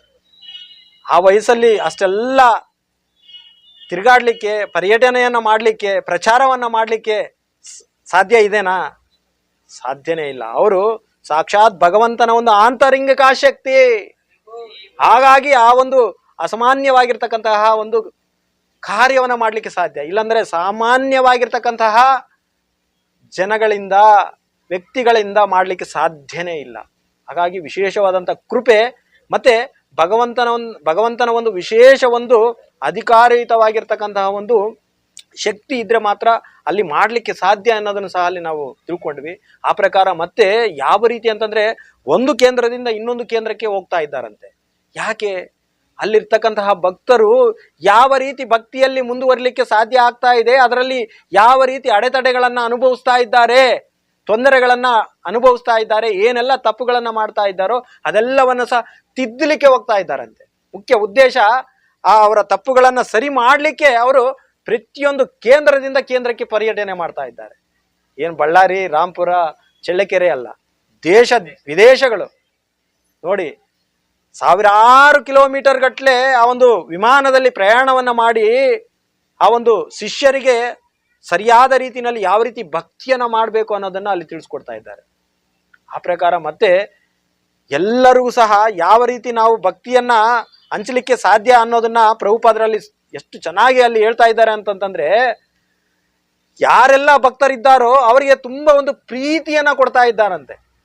ನೋಡಿ, ಆ ಒಂದು ಪ್ರೀತಿಯನ್ನ ಕೊಟ್ಟಿರೋ ಒಂದು ಫಲಿತವಾಗಿ ಎಲ್ಲರೂ ಸಹ ಭಕ್ತರಾಗ್ಲಿಕ್ಕೆ ಸಾಧ್ಯ ಆಯಿತು ಅನ್ನೋದನ್ನ ಅಲ್ಲಿ ಅಲ್ಲಿ ಸತ್ಸ್ವರೂಪದಾಸ ಗೋಸ್ವಾಮಿಯವರು ತುಂಬಾ ಅದ್ಭುತವಾಗಿ ಹೇಳ್ತಾ ಇದ್ದಾರೆ. ಆ ಒಂದು ವೈಷ್ಣವರು ಅಲ್ಲಿ ಯಾರೆಲ್ಲ ಒಂದು ಇಪ್ಪಿಗಳಿದ್ರು ಅವರಿಗೆ ತುಂಬಾ ಒಂದು ಪ್ರೀತಿಯನ್ನ ಮಾಡಿ ಆ ಒಂದು ಭಕ್ತಿಯನ್ನ ಯಾವ ರೀತಿ ಮಾಡಬೇಕು ಅನ್ನೋದನ್ನ ತೋರಿಸ್ಕೊಟ್ಟಿದ್ದಾರೆ.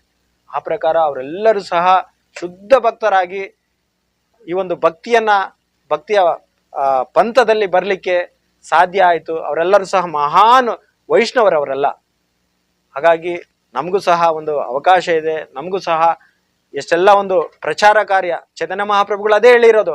ಚೈತನ್ಯ ಮಹಾಪ್ರಭುಗಳು ಹರಿದಾಸ್ ಠಾಕೂರರಿಗೆ ಅಲ್ಲಿ ಒಂದು ಸಂದರ್ಭದಲ್ಲಿ ಹರಿದಾಸ್ ಠಾಕೂರರು ಚೈತನ್ಯ ಮಹಾಪ್ರಭುಗಳೇ, ದಯವಿಟ್ಟು ನೀವು ದುಃಖಿತರಾಗಬೇಡಿ, ಯಾಕೆ ಈ ರೀತಿ ಅಸಂತೃಪ್ತಿಯನ್ನ ಪಟ್ಕೊಳ್ತಾ ಇದ್ದೀರಿ, ಆ ಒಂದು ದುಃಖವನ್ನ ಪಡಬೇಡಿ, ಯಾಕಂದ್ರೆ ಅವರು ಈ ಜೀವಿಗಳು ತುಂಬಾ ಒಂದು ದುಃಖದಲ್ಲಿದ್ದಾರೆ, ಇದೇ ಒಂದು ಆನಂದವಾಗಿರ್ತಕ್ಕಂತಹ ಒಂದು ಜಗತ್ತು ಅಂತಂದೇಳಿ ಭಾವಿಸ್ಕೊಂಡು ನರಕ ಯಾತನೆಯನ್ನ ಪಡ್ತಾ ಇದ್ದಾರೆ. ಇವರೆಲ್ಲರೂ ಸಹ ಯಾವಾಗ ಈ ಒಂದು ನಾಮಕ್ಕೆ ಶರಣಾಗತರಾಗಿ ಅವರು ಆನಂದವನ್ನ ಪಡ್ಕೊಳ್ಳಿಕ್ಕೆ ಸಾಧ್ಯ ಅಂತಂದೇಳಿ ದುಃಖವನ್ನ ಪಡ್ತಾ ಇದ್ದಾರಂತೆ ಚೈತನ್ಯ ಮಹಾಪ್ರಭುಗಳು. ಆಗ ಹರಿದಾಸ್ ಠಾಕೂರರು, ಮಹಾಪ್ರಭು, ನಾನು ಆ ಒಂದು ಇದನ್ನ ನಿಮ್ಮ ಒಂದು ಕೃಪೆಯಿಂದ ನಾನು ಈ ಒಂದು ಪ್ರಚಾರ ಕಾರ್ಯವನ್ನ ಮಾಡಿ ಎಲ್ಲರೂ ಸಹ ಆ ಒಂದು ಹರಿನಾಮಕ್ಕೆ ಶರಣಾಗತರಾಗ್ಲಿಕ್ಕೆ ಒಂದು ವ್ಯವಸ್ಥೆಯನ್ನ ಮಾಡ್ತೇನೆ ಅಂತಂದೇಳಿ ಆ ಒಬ್ಬ ಮಹಾನ್ ಆಚಾರ್ಯರು ಸಹ ಅಲ್ಲಿ ಪ್ರಾರ್ಥನೆಯನ್ನ ಮಾಡ್ತಾ ಇದ್ದಾರೆ. ಹಾಗಾಗಿ ನಮಗೂ ಸಹ ನಮ್ಮ ಕೈಲಾದಷ್ಟು ನಮ್ಮ ಒಂದು ಭಗವಂತನ ಕೃಪೆ ಅನುಗ್ರಹದಿಂದ ಎಷ್ಟು ಶಕ್ತಿ ಇದೆಯೋ ಅಷ್ಟನ್ನ ಭಗವಂತನ ಸೇವೆಯನ್ನ ಮಾಡಲಿಕ್ಕೆ, ಭಗವಂತರಲ್ಲಿ ಕೃಪೆಯನ್ನ ಪಡ್ಕೊಂಡು ಆನಂದವಾಗಿರ್ಲಿಕ್ಕೆ ಎಲ್ಲರಿಗೂ ಸಹ ಅವಕಾಶವನ್ನ ನಾವು ಕೊಡಬೇಕು. ಎಷ್ಟು ಎಲ್ಲ ನಮಗೆ ಗೊತ್ತಿದೆ ಆ ಪ್ರಕಾರ ಒಂದು ಪ್ರಚಾರವನ್ನ ನಾವು ಮಾಡಬೇಕು. ಆ ಪ್ರಕಾರ ಪ್ರಚಾರವನ್ನ ಮಾಡಿದಾಗ ನಿಜವಾಗ್ಲೂ ಸಹ ಭಗವಂತ ನನ್ನ ಒಂದು ಪ್ರಚಾರವನ್ನ ಯಾರು ಮಾಡ್ತಾರೋ ಆ ಒಬ್ಬ ವ್ಯಕ್ತಿ ತುಂಬಾ ತುಂಬಾ ನನಗೆ ಪ್ರಿಯ ಅಂತನೂ ಸಹ ಭಕ್ತಿ ಯೋಗದ ಆ ಒಂದು ಅಧ್ಯಾಯದಲ್ಲಿ ಹೇಳ್ತಾ ಇದ್ದಾನೆ. ಹಾಗಾಗಿ ನಾವೆಲ್ಲರೂ ಸಹ ಈ ಒಂದು ಕೃಪೆ ಅನುಗ್ರಹವನ್ನ, ಹರಿನಾಮವನ್ನ ಎಲ್ಲರಿಗೂ ಸಹ ಹಂಚಲಿಕ್ಕೆ ಈ ಒಂದು ಸಂಕೀರ್ತನ, ಈ ಒಂದು ಕಲಿಯುಗದ ಧರ್ಮ ನಾಮ ಸಂಕೀರ್ತನೆಯನ್ನ ಎಲ್ಲರಿಗೂ ಸಹ ಹಂಚಲಿಕ್ಕೆ ನಾವು ಒಂದು ಪ್ರಯತ್ನ ಮಾಡೋಣ. ಹರೇ ಕೃಷ್ಣ ಕೃಷ್ಣ ಕೃಷ್ಣ ಹರೇ ಹರೇ, ಹರೇ ರಾಮ ರಾಮ ರಾಮ ಹರೇ ಹರೇ. ಹರೇ ಕೃಷ್ಣ.